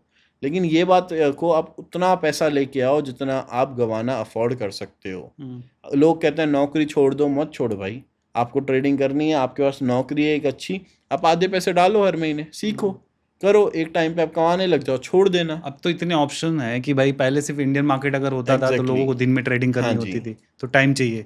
अब क्या है कि अगर क्रिप्टो कर रहे हो, गोल्ड कर रहे हो, तो आप शाम के टाइम से ही चीजें स्टार्ट हो रही है, मार्केट खुल अब रहा तो है। सच बताऊं तो इतनी सारी चीज़ें आ गई हैं ना मार्केट में, ट्रेडिंग को हटा के भी बंदा कहीं से भी पैसे कमा सकता है। लेकिन बंदे को काम ही नहीं है वो इंस्टाग्राम की दूसरों की फीड देखने में, इसको गाली दी, उसके पैसे मांगे, उसके। आप खुद ही अपने इंस्टाग्राम पे देखना, आपको कितने लोग 500,000 रुपये मांगते दिख जाएंगे, सिर्फ मैसेज करके 500 दे दो, 1000 दे दो। भाई तू एक दिन जाके अगर कहीं बाजार में मेहनत भी करेगा ना, तो भी 500,000 आराम से आ कमा जाएगा। लेगा। बट नहीं, तो टाइम ही नहीं है। मिनिमम वेज ही इतना हो गया, 500 रुपये। मिनिमम वेज ही 500 हो गया। और अगर तू थोड़ा दिमाग लगाएगा, पढ़ा लिखा होगा, 12वीं पास भी, तो भी तू ज्यादा कमा लेगा। आजकल कौन पैसे नहीं कमा रहा? मेरे घर के पास गोलगप्पे वाला लाख रुपए कमा लेता है बेच के। आप मेहनत तो करो, या तो आप शर्म छोड़ दो। आप कुछ, अब कुछ लोग कहते हैं भैया ये काम थोड़ी करूंगा, तो 500,000 मांग रहा है डीएम में आके, वो भी तो काम मत करना। तो ये मतलब ये तो भीख मांगने भीख जैसी बात मांगना हो हुआ ना, गई। कि डिजिटली भीख मांग रहा है, इससे बढ़िया काम ही कर ले। तो वो वाली चीज़ है, लॉस होना ज़रूरी है, लॉस होएगा। लेकिन सिंपल सी एक बात है, समय बहुत लेती है ट्रेडिंग। खून पी जाएगी, आपको गला घोट के कोई मार रहा होगा, आपको ऐसा लगेगा। लेकिन अगर आप टिके रहो, अगर आप काम करते रहो ना, तो उसके रिजल्ट बहुत बेहतरीन है। तो अगर मोटा मोटी मान लिया जाए, जैसे आज कोई स्टार्ट करना चाहता है ट्रेडिंग, प्रॉफिटेबल बनने में, सक्सेसफुल ट्रेडर बनने में कितना वक्त देना पड़ेगा? ईमानदारी कम के से साथ ना भैया, मैं तब आपको पहले पर्सनल एग्जांपल देता हूँ। मैं तब आया सीखने। मेरे को किसी ने कहा कि अगर एक बंदा दिमागदार हो, समझदार हो, वो 6 महीने में ट्रेडर बन जाता है। मेरे को लगा मैं तो इंटेलिजेंट हूँ, पहले ही पैसे कमा रहा हूँ, 6 महीने वाला ट्रेडर मैं ही हूँ। जो कहते हैं ना कि एक आध 100 में से एक निकलता है 6 महीने वाला, तो मैं ही हूँ। मैंने कहा वो मैं ही हूँ। और मैं आपको दिखाऊंगा, अभी फोन में मैंने पुरानी वीडियोस बनाई थी कि विद इन 6 मंथ्स, अब वो उसके सामने ही सारा एनक्लेव है, आप देखना, सारा मॉल के पीछे। उस टाइम में वहाँ पे 4 BHK मिलता था 4.5 करोड़ का। तो मेरी पहली बार फट गई थी कि 4.5 करोड़ के घर में रह कौन रहा है उस टाइम पे, क्योंकि मेरे लिए वो बहुत ज्यादा बड़ी चीज थी। वो भी आज से 3-4 और साल पहले। ऐसे ही 3-4 साल, 2021 में इतना पैसे का ट्रेंड ऑनलाइन भी नहीं आया था जैसे आज आ गया है कि लाख लाख डॉलर के प्रॉफिट हो रहे हैं। कि अब मैंने वो बाजार मूवी आपने देखी होगी कि मैं उनसे बोल रहा हूँ कि 6 महीने बाद मैं इधर शिफ्ट होने वाला हूँ। तो 6 महीने बाद तो मैं पीजी में शिफ्ट होना पड़ गया था मेरे को, वो हाल बुरे होने थे। तो फिर वो वाली बात है कि 6 महीने लगे, साल 2 साल, जो भी बोल रहा है, 3 साल मेरे हिसाब से हर एक बंदे को लगता है। अब जो कह रहा है ना भैया मेरे को 3 साल हो गए, मेरा अभी भी नहीं हो पा रहा, तो तुमने खुद पे ध्यान ही नहीं दिया है। बट ये है, लगे रहो, लिमिट में लगे रहो। 6 साल, 2 साल, 5 साल होते सब पे हैं, जो छोड़ता नहीं है, जो अपनी आदतें बदलता है। और ये भी तो लोग बोलते हैं कि मार्केट के जो उतार चढ़ाव हैं उसको देखने के लिए एक टाइम तो चाहिए ना। बहुत टाइम चाहिए भैया। अब आप देख लो ना, आपने साइकिल की बात होती है, हो सकता है पिछले साल किसी ने बहुत अच्छा पैसा कमाया हो कि मार्केट ऊपर जा रहा है, इस साल हो सकता है उसने पूरा पैसा गवा दिया हो। जिंदगी में 2-3 सीखें होती हैं, आप कमा रहे हो तो आधा पैसा निकाल के घर ले जाओ, कम से कम डूबेगा तो नहीं, आधा तो ले जाओगे, कमाई तो प्रॉफिट आधी निकालना मिलेगी। सीखो। प्रॉफिट, मैं तो कहता हूँ चाहे लॉस भी गया हो उस महीने भी पैसा निकाल दो, इन दी एंड वो जाना मार्केट पे ही है। एक ब्रोकर जो चलाता है ना, उसकी सोच ये होती है कि पे आउट दे दो इनको, पैसा घुमा फिरा के लाएंगे तो मार्केट में ही ना, डुबोना तो इनको यही है, तो पैसा दे दो। ट्रेडर घुमा फिरा के, तो उससे बढ़िया उसको देने से अच्छा आधा घर ले जाओ अपने। तो वो वाली बात है। आपको एक एवरेज अच्छा ट्रेडर बनने के लिए 3 से 4 साल लगते हैं, वो भी तब नहीं, तब आप लॉस कह रहे हो भैया मैं तो हर महीने लॉस करता हूँ, 3 साल हो गए लेकिन सीखने, तब आप सीखने पे ध्यान दो। आप कितने लोग हैं जो सिग्नल चाहते हैं, जो सिर्फ सेटअप देखना चाहते हैं, कोई सीखना नहीं चाहता। आप किसी को बोल दो भाई साल भर है तू एक पैसा नहीं कमाएगा, तुझे सिर्फ सीखने पे ध्यान देना है, नहीं करेगा। नहीं करेगा। तब क्यों साल के एंड में माइनस में मिलेगा आपको खड़ा, कि उसने लॉस ही किया होगा पूरे साल ट्रेड करके, लेकिन वो जो एड्रेनलिन रश है ना, उसको जो डोपामीन मिल रहा है बार बार बार बार बार बार, इधर गवा दिए कमा लिए, गवा दिए कमा दिए, उसको वही चाहिए। वो चाहता ही नहीं खुद मेहनत करना। आप देख लीजिए, ये कोटेक्स ट्रेडिंग होती है, कलर ट्रेडिंग होती है, इनके डिपॉजिट्स आप सुन के देखिए, 150 मिलियन 200 मिलियन के डिपॉजिट्स इंडिया दे रहा है। कहाँ से? वो 200 मिलियन का डिपॉजिट 1 रुपया प्रॉफिट में नहीं जाना, सारा की सारा ब्रोकर इन्फ्लुएंसर की जेब में जाना है, लेकिन कर रहे हैं लोग। कोटेक्स पे भी दिखा रहे हैं, कलर ट्रेडिंग पे भी पैसा दिखा रहे हैं। आप कितने लोगों को देखोगे इंस्टा पे, लड़कियां यॉट लैम्बो दिखा के, वो ही एकदम कंटेंट चल रहा है, डिपॉजिट मार रहे हैं लोग कि ये करना है। और लोग ट्रस्ट भी कर ले रहे हैं इन लोगों पे। लोग, वही है कि अगर आप मुझसे पूछो, लाइफस्टाइल बिकती है। अब मैं कल को मैं खुद लाइफस्टाइल बेचता दिख जाऊं तो वो मेरा काम है, वो मेरे लिए एक अलग दुकान है। ये कंटेंट क्रिएशन ट्रेडिंग से अलग दुकान है। तो वो है कि आप मार्केट में आप कितने लोगों को देखोगे, आप नॉलेज देते हुए उसकी कोई नहीं सुनता, वो बेचारा प्योर नॉलेज दे रहा होगा, लेकिन अगर वो बीच में एक गाड़ी की डाल देगा, एक उसकी डाल देगा, वो चल जाएगा। लोग लाइफस्टाइल ही देखना चाहते हैं। लोग इस देश में सपने बिकते हैं तो लोग बेच रहे हैं, क्योंकि लोग खरीद ही वो रहे हैं। अब मैं यहाँ पे ईमानदारी एजुकेशन की दुकान लगाऊंगा, उसको कोई नहीं आएगा उस पर। इससे बढ़िया मैं ईमानदारी से ये कर सकता हूँ, मैं दोनों चीज़ें कर लूँ, मैं कि इनको राइट एजुकेशन भी दे दूँ, मैं लाइफस्टाइल भी बेच लूँ, वो काम हो सकता है। अब इन्फ्लुएंसर आप बोलते हो, आप खुद को पता है, सबको पता है कि ये फेक है, लेकिन आप उसी की कमेंट देख लो, भैया I trust you, I know you will not do any wrong, वो उसी का आप काट उसके रहा है। बारे में कुछ भी नेगेटिव बोल दो, लोग आपको हाँ, गाली लोग देने आपको लगेंगे। गाली देंगे, तबकि सबको पता है क्या है कौन। आप खुद, आप इस इंडस्ट्री में इतने अंदर हो, आपको पता है कितने ट्रेडर पैसा बना रहे हैं, कितने प्रॉफिटेबल हैं। मैं तो चलो खुद भी कि मैं प्रूफ देने को रेडी हूँ, मैं पे आउट दिखाने को रेडी हूँ। मैं एक एक पैसा जो मैंने अकाउंट खरीदा है, अगर आप प्रॉफर्म का भी देखोगे फ्री के अकाउंट मिलते हैं, मैं ये नहीं मना कर रहा मुझे नहीं मिल रहा, लेकिन मैं खुद ही सबको बोलता हूँ कि मेरे को जो फ्री के मिले थे साले, ऐसी पनौती आज तक पास ही नहीं हुआ है एक भी मेरा। तो मैंने एक एक अकाउंट अपने पैसों से खरीदा हुआ है, वो डिपॉजिट आया, डिपॉजिट मैंने खर्च किया, वो मैं पूरे प्रूफ देने को रेडी हूँ। लेकिन लोगों को ये है, जो आएगा 5,000 का दिखाएगा, उसके कह देगा भाई यॉट में गया, दुबई घूम के आया, अब उसका सीन ये है कंटेंट कि ज्यादा है। प्रूफ दिखाने में भी लोगों को लग रहा है कि कुछ तो पीछे इंस्पेक्ट एलिमेंट या हाँ, कुछ करा होगा वो कि डेमो अगर हो हाँ जाएगा, रियल हो जाएगा, वो चीजें चल रही है ना, लेकिन अब उसका कोई सॉल्यूशन ही नहीं आता, क्योंकि गेम चलाने वाला और गेम बनाने वाला दोनों मिले हुए हैं। मिले हुए हैं। तो देखने वाले का ही कटेगा जो है, वो देखने वाले के ऊपर है कि उसको कितनी समझदारी से देखना है, कितना मानना है। कंटिन्यू। आप और मैं कितना ही बोल रहे हैं कि भाई सोचो समझो, ये दुनिया, ये लेकिन लोग फंस जाएंगे, कहीं वो ना कहीं तो वैसे ट्रैप ही में जाएंगे। फंसेंगे। 100 में से आपका मेरा ये पॉडकास्ट देखिए 5 सुधर सकते हैं, 95 सोच के भी नहीं सुधर सकते। वो आप अपने नीचे देख लेना, ये नहीं, खुद सही ऐसे बात है। काम करते हैं, ये वो करते हैं, सब वही है, गेम ही हुआ है। अरे लोग फिर आपको ही सिखाने लगेंगे हाँ, कि तुम्हें कुछ नहीं पता। वही वाली चीज़ है कि उनको पता है उस भाई ने ये किया, उस भाई ने ये किया, किसी ने कुछ नहीं किया है। सबको उतनी ट्रेडिंग आती है जिसमें ऑडियंस बैठी है उसको नहीं आती है। एक साइकोलॉजी की बात होती है, एक तरीके की बात होती है बस, और कुछ नया नहीं है मार्केट में, कोई नया नहीं है, किसी की कोई सीक्रेट स्ट्रेटेजी नहीं है, कुछ नहीं है। आप कौन कौन से एसेट में ट्रेड करते हो? मैं मेनली क्रिप्टो में करता हूँ, बट क्रिप्टो में भी मैं सिर्फ बिटकॉइन इथेरियम में करता हूँ। इथेरियम भी मैंने अब कम कर रखा है, क्योंकि मैं सिर्फ बिटकॉइन में कर रहा हूँ, क्योंकि मेरे प्रॉफिट्स में हाथ उस पर ज़्यादा बैठा हुआ है। Okay. वैसे मैं गोल्ड पे करता था, उसके ऊपर मैंने एक अलग स्ट्रेटेजी, अभी उसके ऊपर भी मैं लेवल्स खुद आए हैं, आप ट्रेड कर पाओ। अब स्ट्रैटेजी टू बी ऑनेस्ट उनके ऊपर भी ट्रेड करने की कुछ नहीं होती, बस एक सिस्टम होता है जो आप रोज़ फॉलो कर लो।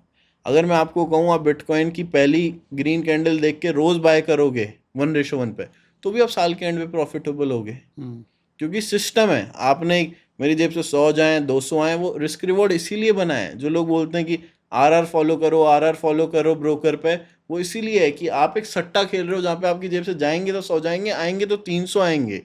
लेकिन दिक्कत क्या है, उस 100 वाला नीचे खिसकते खिसकते 300-400 तक आ जाता है, और वो जैसे ही 100 रुपये प्रॉफिट में दिखा वो जेब में आ जाता है कि आज इंजॉय करके आता हूँ। वो दिक्कत वहाँ पे है।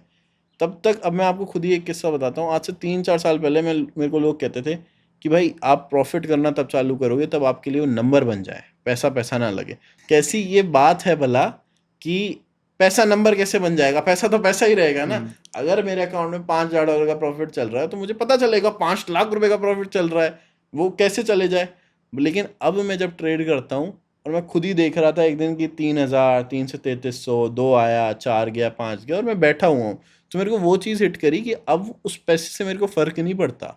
मेरे को पता है कि अगर मेरा 5 का टारगेट है तो मैं 5 पे ही काटूंगा, चाहे यहाँ से वो नेगेटिव में चले जा, क्योंकि वो इमोशंस ख़त्म हो गए हैं। और ट्रेडिंग जिस दिन आपको रोना, आपके इमोशंस ख़त्म कर देगी ना, आप अपनी तो कम में कमा नहीं ढूंढोगे, पाएंगे तब। तो आप असली करोगे। उससे पहले आप किसी से मदद मांग लो, कोई मदद करने के लिए नहीं बैठा है। आपके भी डीएम में लोग आएंगे, मैंने ये किया था, मेरी ये स्ट्रेटजी है, मुझे ये सीखना है। कोई किसी की मदद करने नहीं जा सकता, आप नहीं कर सकते। इतने लोग हैं, आप किसी की मदद नहीं कर सकते। इंसान को खुद के लिए खुद ही मदद करनी पड़ेगी। आपने अभी तक क्या क्या खरीदा अपने लिए? मैंने अभी तक अपने लिए कुछ नहीं खरीदा है, बट अब मैं पहली बार इसी साल अपने लिए, मतलब अभी तक मैंने गाड़ी ली है, उसके अलावा मैंने ऐसे एसेट्स, थोड़ी सी प्रॉपर्टी छोटी मोटी, पापा की मदद की है, अच्छा। गोल्ड वगैरह लिया है, वो सारी चीज़ें करी हैं। तो कहाँ इन्वेस्ट करते हो पैसे, जो भी प्रॉफिट्स अब आते मैं हैं? जो पैसा है वो सारा लैंड में डालने वाला हूँ इस साल। अच्छा। कि मेरे कुछ प्लान्स हैं कि मैं एक मैरिज होम बनाने वाला हूँ, उसके लिए मैंने लैंड चूज़ कर रखी है। एक विला मैंने हिमाचल में चूज़ कर रखा है। एक दो प्रॉपर्टीज़ हैं जो मैंने अपने घर के पास चूज़ कर रखी हैं, तो सारा पैसा मैं उधर डालने वाला हूँ। बाकी अभी तक वो पैसा साइकिल में ही इतना चल रहा है कि वो वहीं आपस में घूमे जा रहा है। मेरा ये मानना है कि प्रॉपर्टीज़ वगैरह वो सारी चीज़ें लेनी लगती हैं, लेकिन आप क्रिप्टो के अंदर 5-10 करोड़ रुपए आराम से घुमा सकते हो और आपको फील भी नहीं होगा आपके पास पैसा है।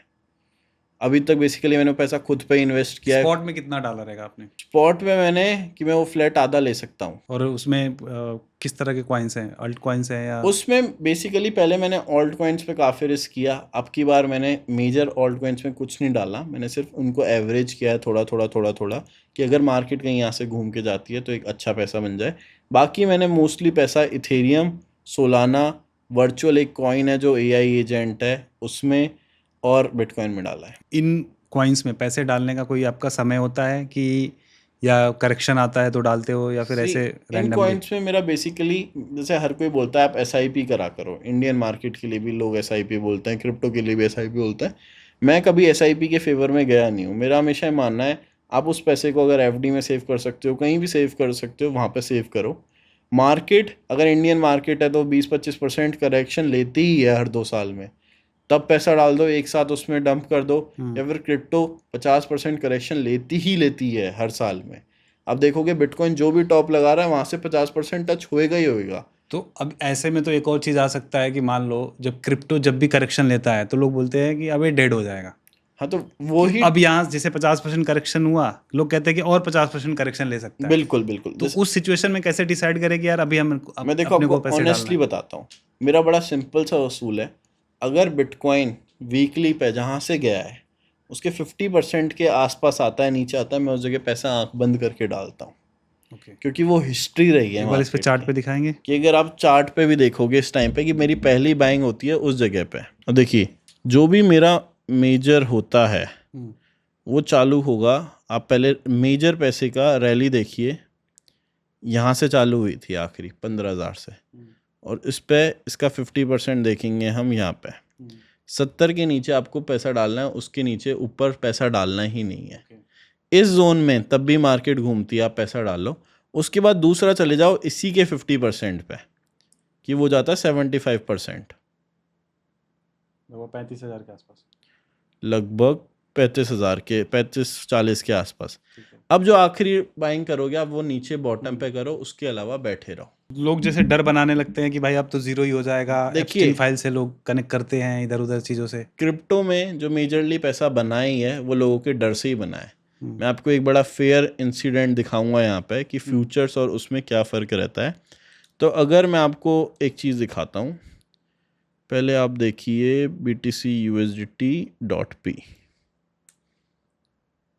मार्केट क्या करता है, हमेशा अपना 50% वीकली का टेस्ट करके जाता है। जैसे एक सिंपल सी चीज़ है, हाई लो को आप देखना सब समझते ही हैं। प्राइस ने यहाँ पे इसका हाई तोड़ा, अगर मैं इसके नीचे से लगाऊं लो से और मैं अगर ये हाई तक लगाऊं तो आप देखोगे प्राइस आया 50% के नीचे, विक मारी, चले गया। ये होता है अब नॉर्मली तब आप बड़ी बाइंग बनाना चाहो अपनी डेली स्विंग ट्रेड्स के लिए। आपने फिर यहाँ पे देखा दूसरा लो बना के उसने हाई तोड़ दिया है, आपने फिर सेम चीज़ करनी है, आपको लो मार्क करना है वीकली पे, आपको हाई देखना है और आप देखो फिर 50% पे विक लगी है, फिर प्राइस चले गया 50% के, और आपको लो के नीचे देखना है कि हाँ अब डायरेक्शन चेंज हो गया है।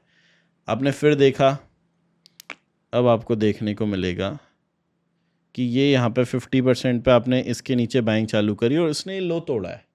अगर आप देखोगे यहाँ पे ध्यान से तो आपको देखने को मिलता है कि प्राइस प्रीवियस लो के नीचे गया है और उसके बाद एक भयंकर रैली आई है। अब ये है हमारा फ्यूचर्स का चार्ट जिस पर लेवरेज ली जाती है। बेसिकली इस जगह पे हुआ क्या है, इस कैंडल के नीचे दुनिया की सारी लिक्विडिटी, सबके एसएल, सारी लिक्विडेशन थी इस विक पे, कि जहाँ पे सारा रिटेल ट्रेडर अपना एसएल यहाँ डाल के बटोर ले गया, सब बटोर ले गया। अगर आप यही चीज जाके सेम एक्सचेंज के स्पॉट पे देखेंगे तो स्पॉट पे देखोगे तो वो है नहीं, तो वो आपको कभी मिलेगी नहीं वो विक वहाँ पे आई हुई। अगर आप ये देखोगे यहाँ पे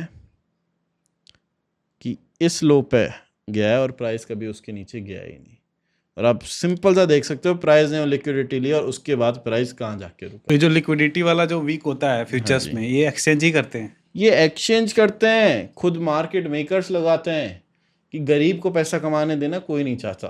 तो रिटेलर मतलब अगर मौका रहते आपने निकाल लिया अपना पैसा तो ठीक है, अदरवाइज सिंपल सी चीज है। और आप उसमें क्लियर टारगेट्स रखो, अब मार्केट में मत फंसो कि नहीं आज मान लो आपने 15,000 पे बिटकॉइन खरीदा, आपने एक टारगेट रख दिया, उसका रियलिस्टिक टारगेट होता है 30,000 45,000 डबल ट्रिपल। उसके बाद सारे टारगेट होते हैं उम्मीद पे, 1 लाख जाएगा। अब जैसे हर कोई बोलता है 1 मिलियन जाएगा, मैं 1 मिलियन का टारगेट तो रख के नहीं बैठ सकता ना, मेरे पास इतने बिटकॉइन कि मैं बोल दूं 50 बिटकॉइन 1 मिलियन पे निकाल लूंगा, बाकी के 8 लाख पे निकाल लूंगा, उस पे निकालूंगा। आप 3 वैसे प्राइस टारगेट रख लो, 2 टाइम टारगेट रख लो। प्राइस टारगेट हो गया पहले 2x 3x पे, आपने 3x एक फेयर प्राइस होता है, बहुत फेयर, आपने आधा पैसा निकाल लिया, आपका इनिशियल भी बाहर आ गया है, आपका प्रॉफिट भी बाहर आ गया है। इनिशियल आप वापस अपने पास ले लो, जो प्रॉफिट आया है वो अगर आपको वापस मौका मिलता है वापस डाल दो, नहीं तो चलने दो। फिर आपने वापस एक दूसरा प्राइस पॉइंट जो सोचा था, जो भी रियलिस्टिक है, 60 मान लिया, 50 मान लिया, वो हर बार डिपेंड करता है बिटकॉइन कितना नीचे आया है उस पर, कि अगर मान लो अब बिटकॉइन 40-45 आता है, मैं खरीदता हूँ, तो यहाँ से मेरे पहले टारगेट ही 90 होंगे, ना कि मैं 1.5 लाख वगैरह सोचूंगा कि 3x 4x, क्योंकि 90 फिर ऑल टाइम हाई के पास जो भी बड़ा जोन है वो, उसके बाद टाइम टारगेट, क्योंकि टाइम टारगेट में आपको नहीं पता क्रिप्टो का पोटेंशियल क्या है, मुझे नहीं पता क्रिप्टो का पोटेंशियल क्या है। आज तब 15,000 बिटकॉइन चल रहा था, तब किसी ने ये थोड़ी कहा था कि अगले 1 साल में 1 लाख 1,20,000 जाएगा, वो किसी को नहीं पता, वो सिर्फ टाइम को पता है।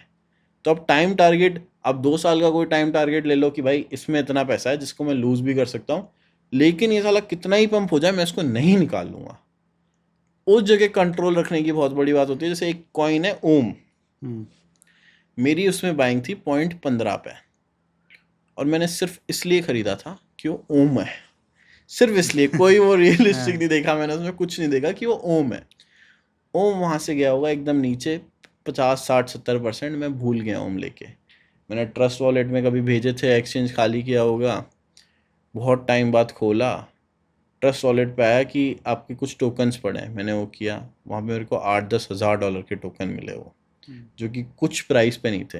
मैंने ओम खोला, ओम $4 चल रहा था। अब मेरे को पता है मैं जिंदगी में ओम को 0.5 से ऊपर टारगेट नहीं सोच सकता था। ओम गया, मैंने सारे बेच दिए, मैंने निकाल लिए, ओम वहाँ से गया $9 और 9 से 0। अच्छा। क्रिप्टो ऐसा है, अब हो सकता है मेरा टाइम टारगेट में वो $9 नहीं आता, बट मेरे में वो आ गया, दिख गया, मेरी किस्मत अच्छी थी तो ठीक है। तो वो है कि एक आपके दिमाग में बताए आप कितना झेल सकते हो, आप प्रॉफिट भी कितना झेल सकते हो। लॉस की कैपेसिटी कभी आपके दिमाग को नहीं पता रहती, प्रॉफिट की आपको पता है। लॉस आप अपनी उम्मीद से ज़्यादा झेल लोगे। कितने लोग हैं, हर कोई, मान लो मैंने 10-27 लाख का लॉस किया, मैं थोड़ी झेल सकता था, झेला मैंने 27 तक लॉस, क्योंकि लॉस हर कोई अपनी कैपेसिटी से ज़्यादा झेलता है। प्रॉफिट झेलने की हिम्मत नहीं होती लोगों में। वो 27 की जगह मुझे 3 लाख दिखता, मैं 3 लाख लेके बाहर हो जाता मार्केट से। मैं कभी, अगर मान लो मैं उस जगह शॉर्ट पोजीशन में भी होता, तो क्या मैं 27 तक वेट करता? कभी नहीं कर सकता, जिंदगी में नहीं कर सकता। वो मैं काटता, पक्का काटता, 3 पे काट देता, नहीं दिख रहा 5 पे काट देता, 6 पे तो सारे टारगेट जिंदगी के लगा देता, बट नहीं, क्योंकि हमेशा वो प्रॉफिट एक कैपेसिटी वो बढ़ाना फियर चाहिए। रहता है ये लोगों के माइंड में, लोग प्रॉफिट में सोचते हैं कि यार ये भी प्रॉफिट ना चला जाए, ये उस भी चक्कर में तो जल्दी बुक कर सर, लेते हैं। वही तो गेम है भैया, पूरा खेल ही तो वो है डर का, साइकोलॉजी का। ट्रेडिंग क्या है? साइकोलॉजी और डर का ही तो खेल है। आज तक जो लोग सक्सेसफुल नहीं होते, जो लोग 90% पैसा गवाते हैं, उन सब में एक ही चीज़ कॉमन है, डर। प्रॉफिट के लिए नहीं रुक पाते हैं। प्रॉफिट के लिए नहीं रुक पाते। बराबर।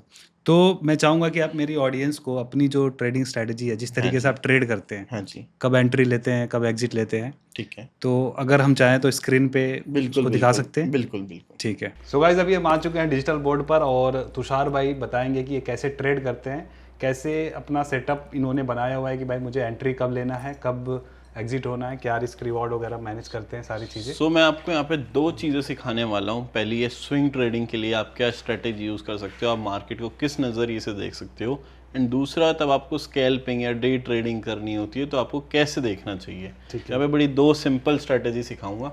सबसे पहली चीज़ जो आपने बहुत मार्केट में सुनी होगी इस टाइम पे कि ट्रेंड इज़ योर फ्रेंड, हर किसी को ये बात करता रहता है, ट्रेंड इज़ योर फ्रेंड, की मार्केट की डायरेक्शन आपकी सबसे बड़ी दोस्त है।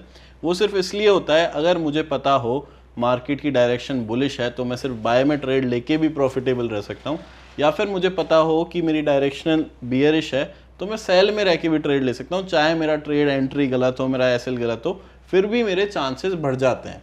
तो सबसे पहले आपको देखना होता है कि मार्केट आखिर हाई लो क्या बना रहा है। हाई लो से मेरा मतलब है जो ये ऊपर वाले पॉइंट होते हैं इनको बोलते हैं हाई, और ये जो नीचे वाले होते हैं इनको बोलते हैं लो। अब इनको बोलते हैं लोअर हाई लोअर लो।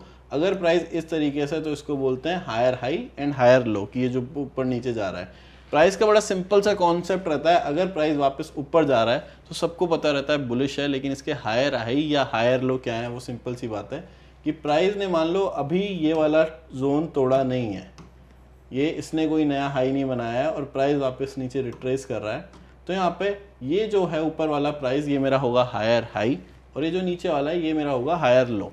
अब मार्केट इसके बीच में कितना ही घूम ले, चाहे ऊपर चली जाए चाहे नीचे चली जाए, तब तक इन दोनों में से कोई भी जोन नहीं टूटता, तब तक उसकी डायरेक्शन चेंज नहीं होनी, तब तक वो साइडवेज फंसी रह सकती है। अगर ये टूटता है तो अगेन मेरा नया हायर हाई बन गया है, हायर लो यहाँ से उठ के यहाँ आ जाएगा क्योंकि ये मेरा लोएस्ट पॉइंट है। अगर ये नीचे टूटता है तो इसको बोलते हैं, लोग बोलते हैं बियरिश हो गया, लेकिन नहीं, अभी बुलिश नहीं है। आपको इस लो को तोड़ने के बाद ये नज़रिया नहीं रखना है कि वो बियरिश हो गया है, आपको वेट करना है कि प्राइस यहाँ से नीचे आके वापस ऊपर जाएगा और फिर नीचे एक और बार इसको लो को तोड़ता है तो बियरिश हुआ है। हमेशा कंफर्मेशन का वेट करना कि प्राइस 2 बार उस डायरेक्शन को कंफर्म कर दे, अर्ली एंट्री मत लेना। लेकिन इन सब चीज़ों में एक चीज़ रहती है जो लोग मिस कर देते हैं, वो है कि आखिर ट्रेड कहाँ लें, क्योंकि तब भी हम ट्रेड पकड़ना चाहते हैं तो हम क्या सोचते हैं कि यहाँ पे मान लो मार्केट इस तरीके से चल रहा है, मार्केट चलना चालू हुआ, आपने कहा ये तो ऊपर जाएगा, यहाँ पे एंट्री ले लेता हूँ, आप घुस गए, प्राइस नीचे आता है या फिर मान लो आपका एसएल लग जाता है, या फिर आप सोचते हो नहीं नहीं भाई लॉस नहीं झेल पाऊंगा, आप एग्जिट हो जाते हो। आप प्राइस फिर वापस ऊपर की तरफ चलता है, आप सोचते हो ये तो मेरी डायरेक्शन में जाता है। आपने बहुत लोगों को सुना होगा कि भैया मेरा एसएल लेके ही मार्केट ऊपर जाता है, या फिर पता नहीं क्या चक्कर है, वो मेरा एसएल लेने ही आता है, प्राइस फिर वापस ऊपर चले जाता है। आप कहीं ना कहीं एंट्री बनाने का सोचते हो कि मैं घुस जाता, टीपी लग गया, आप फिर कहीं इस जोन में या फिर मान लो आपने यहीं एंट्री ले ली, आप एंट्री लेते हो, प्राइस प्रॉफिट में जाता है, प्राइस जैसे ही आपके नीचे आने लगता है आपको डर लगता है और आप वापस यहीं कहीं एग्जिट करके फिर प्राइस ऊपर चले जाता है। तो हमने बहुत लोगों को सुना होगा बोलते हुए कि मैं बुलिश था, मार्केट भी ऊपर गया, फिर मैं बियरिश था, मार्केट भी नीचे आया, लेकिन मैं पैसा नहीं बना पाया। वो क्यों? इन रिट्रेसमेंट के कारण, जिस हिसाब से प्राइस चलता है। जैसे कि एक बड़ा एग्जांपल, सिंपल सा एग्जांपल है, एक मार्केट ये गई ऊपर, एक मार्केट ये गई ऊपर। इन दोनों में से सस्टेन कौन सा कर सकता है? इन दोनों में से मार्केट कौन सा ऊपर जा सकता है? जो लोग कहते हैं ये वाला, वो बिल्कुल गलत है, क्योंकि ये एक तरीके से तीर निकला हुआ है अपने कमान से, जो तीर तुम्हें वापस आके लगेगा, क्योंकि प्राइस कहीं रुका ही नहीं है। ये एक असली मार्केट है जो ऐसे ऊपर नीचे करके हुए जाती है। इसकी भी दो बड़ी कॉमन चीज़ें हैं कि आखिर हम बाय क्या करें। अब सबको पता है कि हाँ ऊपर तो जा रहा है, लेकिन मैं खरीदूं कहाँ? तुम्हें खरीदना है इन जगहों पे, इन जगहों पे।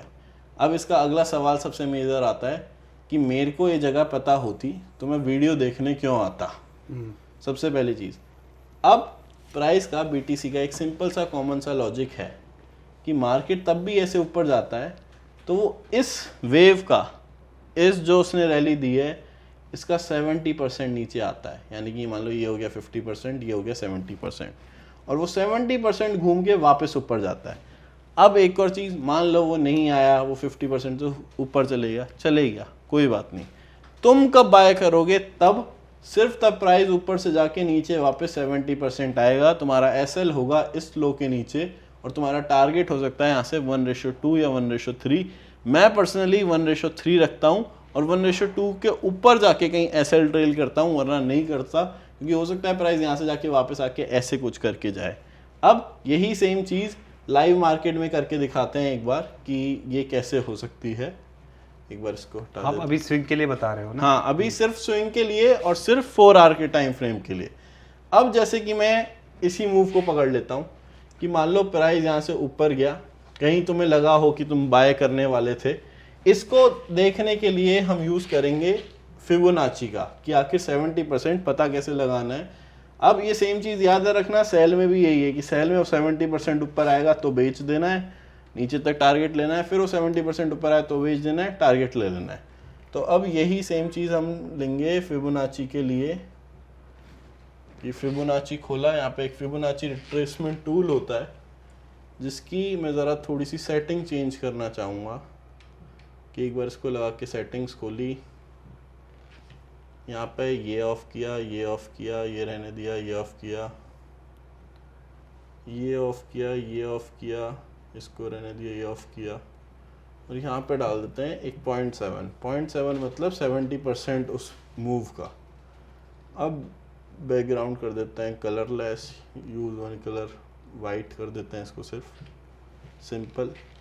एक होता है एक्सटेंड राइट, जो कि दिख नहीं रहा, कोई नहीं, हाँ, एक्सटेंड लाइंस राइट, बस।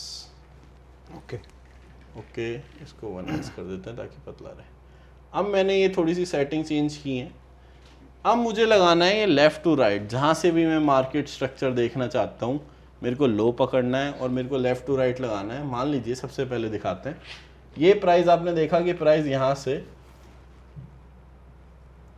प्राइस इस जगह से उठ के ऊपर गया है। मुझे क्या करना था, इस जगह मैंने यहाँ से लेके यहाँ पे फिब लगाना है। फिब लगाया मैंने, मान लो इस जगह पे मैंने लो पकड़ा, मैंने यहाँ पे फिब लगाया, मैंने यहाँ पे लगाया, मैंने यहाँ पे लगाया, मैंने 0.7 पे बाय किया, यहाँ पे मेरा एसएल चले गया। कोई घबराने की बात नहीं है, एसएल जाते हैं। हाँ, अब क्या हुआ, लेकिन जो मेरा लो था वो लो टूट चुका है, मैं बियरिश हो चुका हूँ। यहाँ पे मैं देख पा रहा हूँ कि प्राइस ने ये हाई बनाया था, ये नया लो बनाया है। अब मुझे कुछ नहीं करना है, मुझे सिंपल वापस से फिर लेना है, लेफ़्ट टू राइट लगाना है, इसके हाई पे लेके आऊँगा, ये लेफ़्ट टू राइट लिया, नीचे लेके आया। अब प्राइस ने क्या किया, प्राइस वापस आया, 0.7 आपका प्राइस यहाँ पे टैप किया और एक अच्छा फॉल दे दिया। अब आपने क्या किया, कुछ नहीं, आपका काम यहाँ पे 1:3 पे कम ख़त्म हो चुका है। आप जितना बनाना चाहते थे आप बना चुके हो। अब वापस प्राइस को टाइम दो वापस ऊपर आने का। नहीं आता कोई बात नहीं, कहीं से तो घूम के आएगा। प्राइस ने क्या किया, नीचे गया, आपने देखा ठीक है भाई प्राइस इधर आके रुका है। अब यहाँ पे क्या हुआ, हाई ये बना, लो ये बना, क्योंकि प्राइस यहीं पे आके रुका। लेकिन आपने देखा कि प्राइस ने वापस लो तोड़ दिया यहाँ पे, तो आपका हाई और लो दोनों चेंज हो चुके हैं। तो अब आप क्या करोगे, कुछ नहीं, वापस फिब लाओगे अपनी, वापस आप इस हाई पे लगाओगे और वापस आप लो पे लगाओगे, क्योंकि डायरेक्शन तो लो छोटी है। फिर प्राइस आया आपके 0.7 पे, घूमा नीचे आ गया, कोई बात नहीं। अब क्या करोगे, आपने देखा नया लो बन गया, नया हाई बन गया। दो एग्जांपल और देख लेते हैं, ये रहा ये रहा। आपको इसमें वापस से अपना वही फिब निकाल के लाना है। आप फिब निकाल के लाए, इधर से आपने इधर लगाया, आपने नीचे लो पे लगाया, और यहाँ पे आप कह सकते हो कहीं ना कहीं वो 0.7 तक नहीं गया, आपकी ट्रेड मिस हो गई। यहाँ पे कोई दिक्कत की बात नहीं है, आपकी ट्रेड मिस हो गई, प्राइस ने नया लो हाई बना दिया। आप वापस फिर निकाल के लाए, आपने फिर इस हाई पे लगाया और यहाँ से लो पे लगाया, प्राइस गया आपकी एंट्री पे, एंट्री मिली एंड अगेन टीपी। इस हिसाब से हो सकता है कभी आपको डायरेक्शन पकड़ने में 1-2 एसएल जाएं, लेकिन एक बात याद रखना, आपका रिस्क रिवॉर्ड 1:3 है। अपने रिस्क रिवॉर्ड से कभी नहीं बदलना। अगर आप इसमें 10 ट्रेड लेते हो और आपके 5 टीपी, जो कि बहुत आसानी से आते ही आते हैं, इस स्ट्रेटजी की एक्यूरेसी अगर आप ज़्यादा लंबे टाइम तक करते रहते हो तो आपको पता है कि आपको कौन सी छोड़नी है और कौन सी पकड़नी है। तो एक्यूरेसी आपकी 60-70 भी जा सकती है, बट अगर आप स्टार्ट भी करते हो तो भी आपकी एक्यूरेसी 40-50% रहेगी। लेकिन अगर आपकी 10 में से 4 ट्रेड सही जा रही हैं 1:3 की, और आप हर ट्रेड में $100 रिस्क कर रहे हो, तो आप कमाओगे $1200, और 6 ट्रेड गलत गई तो आपके जाएंगे $600। इन दी एंड आप ओवरऑल प्रॉफिटेबल ही रहते हो। अब आते हैं एक और स्कैल्पिंग स्ट्रेटजी पे, जो कि होती है 15 मिनट पे सिर्फ। ये ट्रेड्स कम देती है, लेकिन आपको इजी ट्रेड्स होती हैं, कुछ खुद का दिमाग नहीं लगाना। आपको 15 मिनट पे आना है। रिफ्रेश कहाँ से होगा, यहाँ से करता हूँ, कर दो।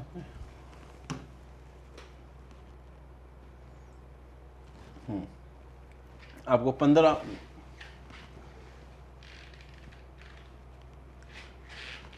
15 मिनट में आना है। ये सारे इंडिकेटर हटा देते हैं।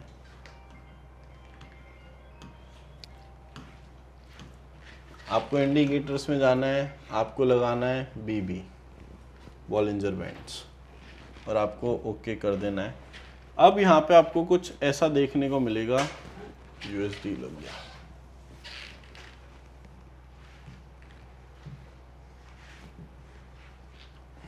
अब आपको यहाँ पे कुछ ऐसा नज़ारा देखने को मिलेगा। आपको यहाँ पे एक बड़ी कॉमन सी चीज़ समझनी है कि ये जो बॉलिंजर बैंड की 3 लाइन है, ये SMA EMA का कुछ कॉम्बिनेशन है, जिसमें से ऊपर वाली लाइन बताती है ओवरबॉट, मतलब लोगों ने बहुत ज़्यादा खरीद लिया है, यहाँ से अब प्राइस गिरना चाहिए। नीचे वाली लाइन बताती है कि लोगों ने यहाँ पे बहुत ज़्यादा बेच दिया है और अब यहाँ से ऊपर बढ़ना चाहिए। बीच की लाइन है वो एक मिडल है, दोनों प्राइजेस का बीच का एवरेज बताती है। अब आपको कोई ऐसी कैंडल ढूंढनी है जो इन दोनों जोन से बाहर निकली हो, कि जैसे अभी मैं रिसेंट ही देखना चाहूँ तो आप देख सकते हो यहाँ पे ये 2 कैंडल है जो इस जोन से बाहर निकली और इसने इनको टच नहीं किया है, कि इस लाइन को नीचे वाली ऊपर वाली लाइन को टच नहीं करनी चाहिए। पहली वाली बाहर निकली, दूसरी ने टच नहीं किया, अगली वाली ने भी इसको टच नहीं किया हुआ है, ये बाहर है। अब आपको वेट करना है, जैसे पहली बाहर निकली, इसके लो पे आपकी एंट्री है, इसके हाई पे आपका एसएल है और आपका टीपी है यहाँ पे आप ब्रेक इवन कर दोगे, या फिर आप टीपी इसको हटा के सिर्फ 1:3 हर बार फिक्स रख सकते हो कि मेरा टीपी हर बार 1:3 होगा। ये एंट्री गई, इसने हाई तोड़ दिया, आपकी एंट्री नहीं बनी। आपने देखा अगली कैंडल ने भी टच नहीं किया है, आपने इसके लो पे अपनी एंट्री बनाई, हाई पे एसएल रखा, प्राइस घूम के आया, नीचे एंट्री टैप इन हुई और वो नीचे फॉल हो गया एक साथ। कि मतलब यहाँ पे प्राइस बहुत ज़्यादा ओवरबॉट था, मार्केट रेजिस्ट कर रहा था और गिरने का वेट कर रहा था। अब यही सेम चीज़ हम पीछे चल के और जगहों पे भी देखते हैं, और ये most of the crypto currencies जो हाईली वॉलेटाइल में उन सब में वर्क करती है। लेकिन आपको अपना उस क्रिप्टो करेंसी के हिसाब से आरआर सेट करना पड़ेगा, अपना अलग से रूल्स बनाने पड़ेंगे। बाकी ये सेम चीज़ हर जगह चलेगी आपकी। अब आप कभी भी देखो कि मान लो प्राइस ऐसे मूव दे रहा है इस जगह पे, अब या तो आप इसको अवॉइड कर सकते हो, या फिर आप यहाँ पे इसके हाई पे लगा के एंट्री लेते, लो पे एसएल लगाते, आपका एसएल चले जाता, कोई दिक्कत की बात नहीं है। एसएल सारी स्ट्रेटजीज में जाते हैं, there is no such strategy जिसमें कोई एसएल नहीं जाएगा। मैं यहाँ पे ऐसी स्ट्रेटजी भी सिखा सकता हूँ जिसका एसएल ऑन चार्ट नहीं जाएगा, लेकिन आप तब ट्रेड करने बैठोगे तो लगातार वो एसएल ही एसएल देती जाएगी। अब जैसे आपने देखा इस जगह प्राइस ने ऊपर की तरफ जगह बनाई कि यहाँ पे कैंडल ऊपर क्लोज हुई, नीचे लो टच नहीं हो रहा, आपने इसके लो के नीचे एंट्री लगाई, इसके हाई के ऊपर एसएल लगाया और टीपी हमारा ये था। अगर आपने यहाँ पे टीपी भी नहीं किया, आपने ब्रेक इवन किया, तो भी इस ट्रेड में आपका ब्रेक इवन जा चुका है। अब चलते हैं हम और पीछे कि और ट्रेड्स देख पाए। यहाँ पे और मूव्स देखते हैं, कहीं ना कहीं रहा हो, निकला हो, नीचे बाहर ऊपर कहीं। अब जो आपको ऐसे टचेज लगे, डाउटफुल लगे, मत एंट्री लो फालतू की। आपका सिंपल सा रूल है कि वो जोन से बाहर निकलना चाहिए, क्योंकि जोन ये इन सब की एवरेज प्राइस बताता है। जो उस जोन से बाहर जा रहा है मतलब वो एक एवरेज मीडियम को तोड़ रहा है मार्केट के को। आपको वहाँ पे एंट्री ले लेनी है बिना ये सिंपल रूल्स पे। यहाँ पे आपको प्राइस एक्शन नहीं देखना, यहाँ पे आपको अपना दिमाग नहीं लगाना, यहाँ पे आपको मोमेंटम नहीं सोचना, आपको कुछ नहीं सोचना। अब जैसे कि मैं यहाँ पे देख सकता हूँ, अब अगर आपने यहाँ पे एंट्री ली होती, या तो आपका इधर एसएल चले जाता, अगर आप जगह देख के बनाते हो तो आपको टीपी मिल जाता। अगर मैं इसको एसएल मानना चाहूँ तो एसएल मान लेता हूँ, क्योंकि ठीक है कुछ लोग नहीं देते गैप। और देखते हैं और देखते हैं। इसमें एक दिन में ट्रेड मिल पाएगा? आपको रोज ट्रेड नहीं मिलेगा, बट हफ्ते में आपको 3-4 ट्रेड मिलेंगे। और ओवरऑल अगर आप महीने का 1:3 के हिसाब से देखोगे, मैं आपको एक्सेल भेज दूंगा, वो प्रॉफिटेबल रही है लगातार 6-7 महीने, 7 महीने, 8 महीने, साल। अगर किसी महीने लॉस भी होता है तो भी वो 1-2%, 2-3% का ड्रॉडाउन है, उससे ज़्यादा का ड्रॉडाउन नहीं है। ठीक है। बट अगर आप यही सेम चीज़ और वॉलेटाइल कॉइन्स पे जाते हो, जैसे XRP पे चले जाते हो, सोल पे चले जाते हो, तो वहाँ पे आपको एंट्रीज और ज़्यादा मिलने लग जाती हैं। तो इसके लिए आप कोई भी 5 कॉइन उठाओ, पुरानी बैक टेस्ट करो कि वो मूव्स दे रहा है नहीं दे रहा, और वहाँ पे जाके लगा लो। जैसे कि अभी दिख नहीं रहा है कुछ, बट महीने में आपको देगा 8 से 12 एंट्रीज, लेकिन अच्छी एंट्रीज। वो है कि आप कहीं फंसोगे नहीं। जैसे मान लो आपको यहाँ पे दिखा, यहाँ पे प्राइस ऊपर गया, उससे यहाँ पे टच नहीं हुआ, आपने यहाँ एंट्री बनाई, यहाँ ऐसे लगाया, सीधे मार्केट नीचे आया। तो इसमें तो हम जैसे आप रिस्क रिवॉर्ड कितना रखना है? सी रिस्क रिवॉर्ड आपको 1:3 फिक्स रखना है। आप इस मिडल लाइन पे चाहो तो ब्रेक इवन कर सकते हो हर बार, तब भी आपको इस पे दिखे, आप अपना एसएल निकाल के एंट्री पे कर दो। उसके अलावा आपको आधी काटनी, बुकिंग वगैरह सिर्फ 1:3 पे ही करनी है। अब 1:3 से मतलब गलती लोग क्या करते हैं, वो परसेंटेज पे कर देते हैं। इस ट्रेड पे $200 रिस्क कर दिए, अगली वाली पे 100 कर दिए, वो रिस्क रिवॉर्ड गलत है। एक फिक्स डॉलर ट्राई कर लेना। मान लो मेरे को $100 हर ट्रेड पे करना है, तो 100 ही करना है, कि जाए तो 100, आए तो 300, बस ये हिसाब रखना ही रखना है। तो अब जैसे मान लीजिए यहाँ पे तो हमें मिल गया, हाँ। अब यहाँ पे कई लोगों को लगेगा कि यार ये तो फोमो हो गया क्योंकि ट्रेड पकड़ नहीं पाया, या वैसा सेटअप बना ही नहीं। अब सेटअप नहीं बना तो वो रूल्स हैं, यही तो रूल्स हैं ट्रेडिंग के। तो फिर जैसे अब आदमी के दिमाग में आएगा ना, यार इतना बढ़िया मूवमेंट था, किसी और स्ट्रेटजी से कैप्चर करता। बिल्कुल, बेसिकली आप अपनी स्ट्रेटजी के लिए 10 स्ट्रेटजी लगा सकते हो। आप ऑलरेडी 10 सीख चुके हो, लेकिन आप तब एक को नहीं करोगे तो आप प्रॉफिटेबल नहीं हो सकते। ऐसे तो सेम इस स्ट्रेटजी पे यहाँ पे अगर मैं और कोई स्ट्रेटजी देखूंगा तो ये भी हो सकता है ये वाला मूव मिस हो गया, बाय का था। तो मूव्स तो मार्केट में बहुत सारे हैं, आपको पकड़ना एक तरीके से है। वो वाली चीज़ है। अब ऐसे तो वही वाली बात है, अर्जुन कहता कि मैं तलवारबाजी क्यों नहीं करता, मैं सिर्फ वही चलाता हूँ बाण। तो वो भी अलग कहानी है। तो आपको एक चीज़ पकड़नी पड़ेगी, आप चाहे वो कोई भी पढ़ लो, चाहे आप ये पकड़ लो, चाहे आप किसी की भी पकड़ लो, लेकिन एक को मास्टर करने पे ध्यान दो पहले। तो जैसे अभी जो वॉर वाला सिनारियो चल रहा है, इसमें काफ़ी जो वोलेटिलिटी काफ़ी ज़्यादा है। बिल्कुल। तो ऐसे में कौन से सेटअप के साथ हम जाएं? ऐसे में सजेस्ट करूँगा 15 मिनट वाले पे जाओ। क्यों? क्योंकि 4 आवर पे प्राइस एक्शन इस टाइम पे बिगड़ा हुआ मिलेगा आपको। आप कंटिन्यूस अगर आप 4 आवर पे भी ट्रेड करना चाहते हो तो आप ये कंफर्मेशन लेना कि प्राइस 2-3 बार आपको कंफर्मेशन दे रहा है कि वो नए हाई बना रहा है, तब जाके आप एक ट्रेंड फॉलो करना। उसके लिए आप डेली भी जाके देख सकते हो कि डेली क्या कहना चाहता है डेली का। उसके अलावा वरना आप 15 मिनट पे ट्रेड करो, क्योंकि हमें भी नहीं पता इस टाइम पे वॉर के में आपने एक बढ़िया स्विंग बाय बनाई है और मार्केट रातों रात घूम जाता है क्योंकि ट्रंप ने कुछ बोल दिया है। ये वाले सिनेरियो। तो दोस्तों ये था भाई का सेटअप। इन्होंने 2 तरीके बताए, एक स्विंग के लिए और एक 15 मिनट पे अगर आपको ट्रेड मिलता है, उस तरह का सेटअप मिलता है तो फिर उसके साथ आप जा सकते हैं। Thank you so much Tushar भाई, बहुत अच्छा लगा, मुझे भी समझ में आ गया। तो एक चीज़ बताइए तुषार भाई कि किसको ट्रेडिंग में घुसना चाहिए, किसको नहीं करना चाहिए? देखिए, मैं मानता हूँ अगर आप डरते हो और आपके पास खाने के पैसे नहीं, खाने से मतलब आप पैसा गंवाना नहीं कर सकते। जैसे लोग बोलते हैं मुझे भैया बहन की शादी करनी है, मेरे पास 3 लाख हैं, 20 लाख कराना है, मत घुसो, 3 लाख भी नहीं बचेंगे। ट्रेडिंग में किसी भी टाइप की ट्रेडिंग हो, पैसा कमाने के लिए पहला रूल है पैसा होना, और दूसरा है वो पैसा होना जिसको गंवाने से आपकी फटे नहीं, मतलब उस पैसे की नीड ना हो आगे। तो आगे कभी नीड ना हो, उस पैसे को गंवाने से आप डरते ना हो। जिस पैसे को आप लेके आए हो, अगर आप उसको गंवाने से डरते हो ना, तो आप जिंदगी में पैसा नहीं कमा सकते। अगर आप भाई कहीं और मेहनत करो, आप जॉब करो, आप 30 कमा रहे हो, आप 10 ट्रेडिंग में डाल दो, वो समझ आता है क्योंकि आपके पास अगले महीने आएंगे। बट बहन का पैसा है, ज्वेलरी का पैसा है, मैंने सर ऐसे ऐसे लोग देखे हैं जिन्होंने अपनी बीवी की ज्वेलरी रख के रिस्क ली।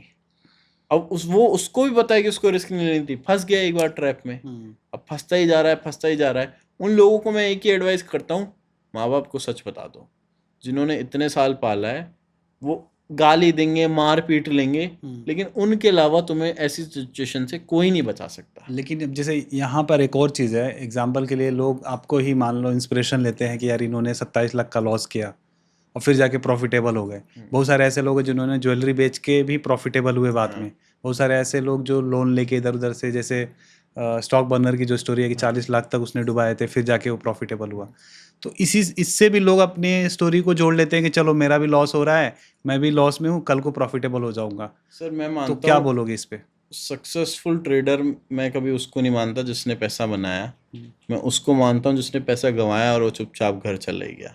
क्योंकि कहानियाँ सिर्फ उनकी आती हैं जिन्होंने पैसा कमाया है, जिन्होंने नहीं कमाया वो हमारे आसपास ही भरे हुए बहुत हैं। सारे लोग सुसाइड भी कर लेते हैं। बहुत सारे लोग सुसाइड कर लेते हैं, बहुत सारे लोग ज़मीन जायदाद सब बेच के एकदम कोस रहे होते हैं खुद को। तो उन पे भी ध्यान दो, इतना पैसा कभी लेके मत आओ कि जो आप गंवा ना सको। कहानियाँ एक आध हैं, मान लो मैं 27 के बन गया, अब जिनकी हिट हो गई कहानी उनकी ही आ रही है ना, जिनकी जो सक्सेसफुल हो गया वो वही उनकी तो आ आ रही रहा है। है ना, बाकी किसी की नहीं आ सही रही। बात। तो वही वाली बात है। अब ऐसे तो यूपीएससी की भी लोग तैयारी करने जाते हैं, किसी का 6 अटेम्प्ट में निकलता है, तो उसका मतलब ये थोड़ी है सबका ही 6 में निकलता है, नहीं निकलता कुछ लोगों का। तो कहानियों की बात है। अगर आपके पास पैसा है, जैसे कुछ लोगों को देखता हूँ मैं, अच्छा खासा घर का बिजनेस है, उस पर भी ध्यान दे लो भाई। ये मत कहो कि मेरे को घर का बिजनेस नहीं करना, वो नहीं करना, सब चीज़ें करो। और इसको हम पार्ट टाइम में कर सकते हैं, लाइक कोई जॉब करते हुए या कोई काम करते हुए उसके साथ में। पार्ट टाइम आप कर सकते हो, लेकिन आप ये मत सोचना कि आप पार्ट टाइम पैसिव इनकम निकालोगे। आप ये सोचना कि आप पार्ट टाइम एक स्किल डेवलप कर रहे हो जिसमें आप पैसे गवाओगे, थोड़े टाइम गवाओगे, नहीं तो ब्रेक इवन पे रहोगे बहुत टाइम। और अगर आप ब्रेक इवन पे आप पैसे नहीं गवा रहे हो तो आप बहुत बढ़िया कर रहे हो, आप ट्रेडिंग में कुछ बहुत अच्छा कर रहे हो।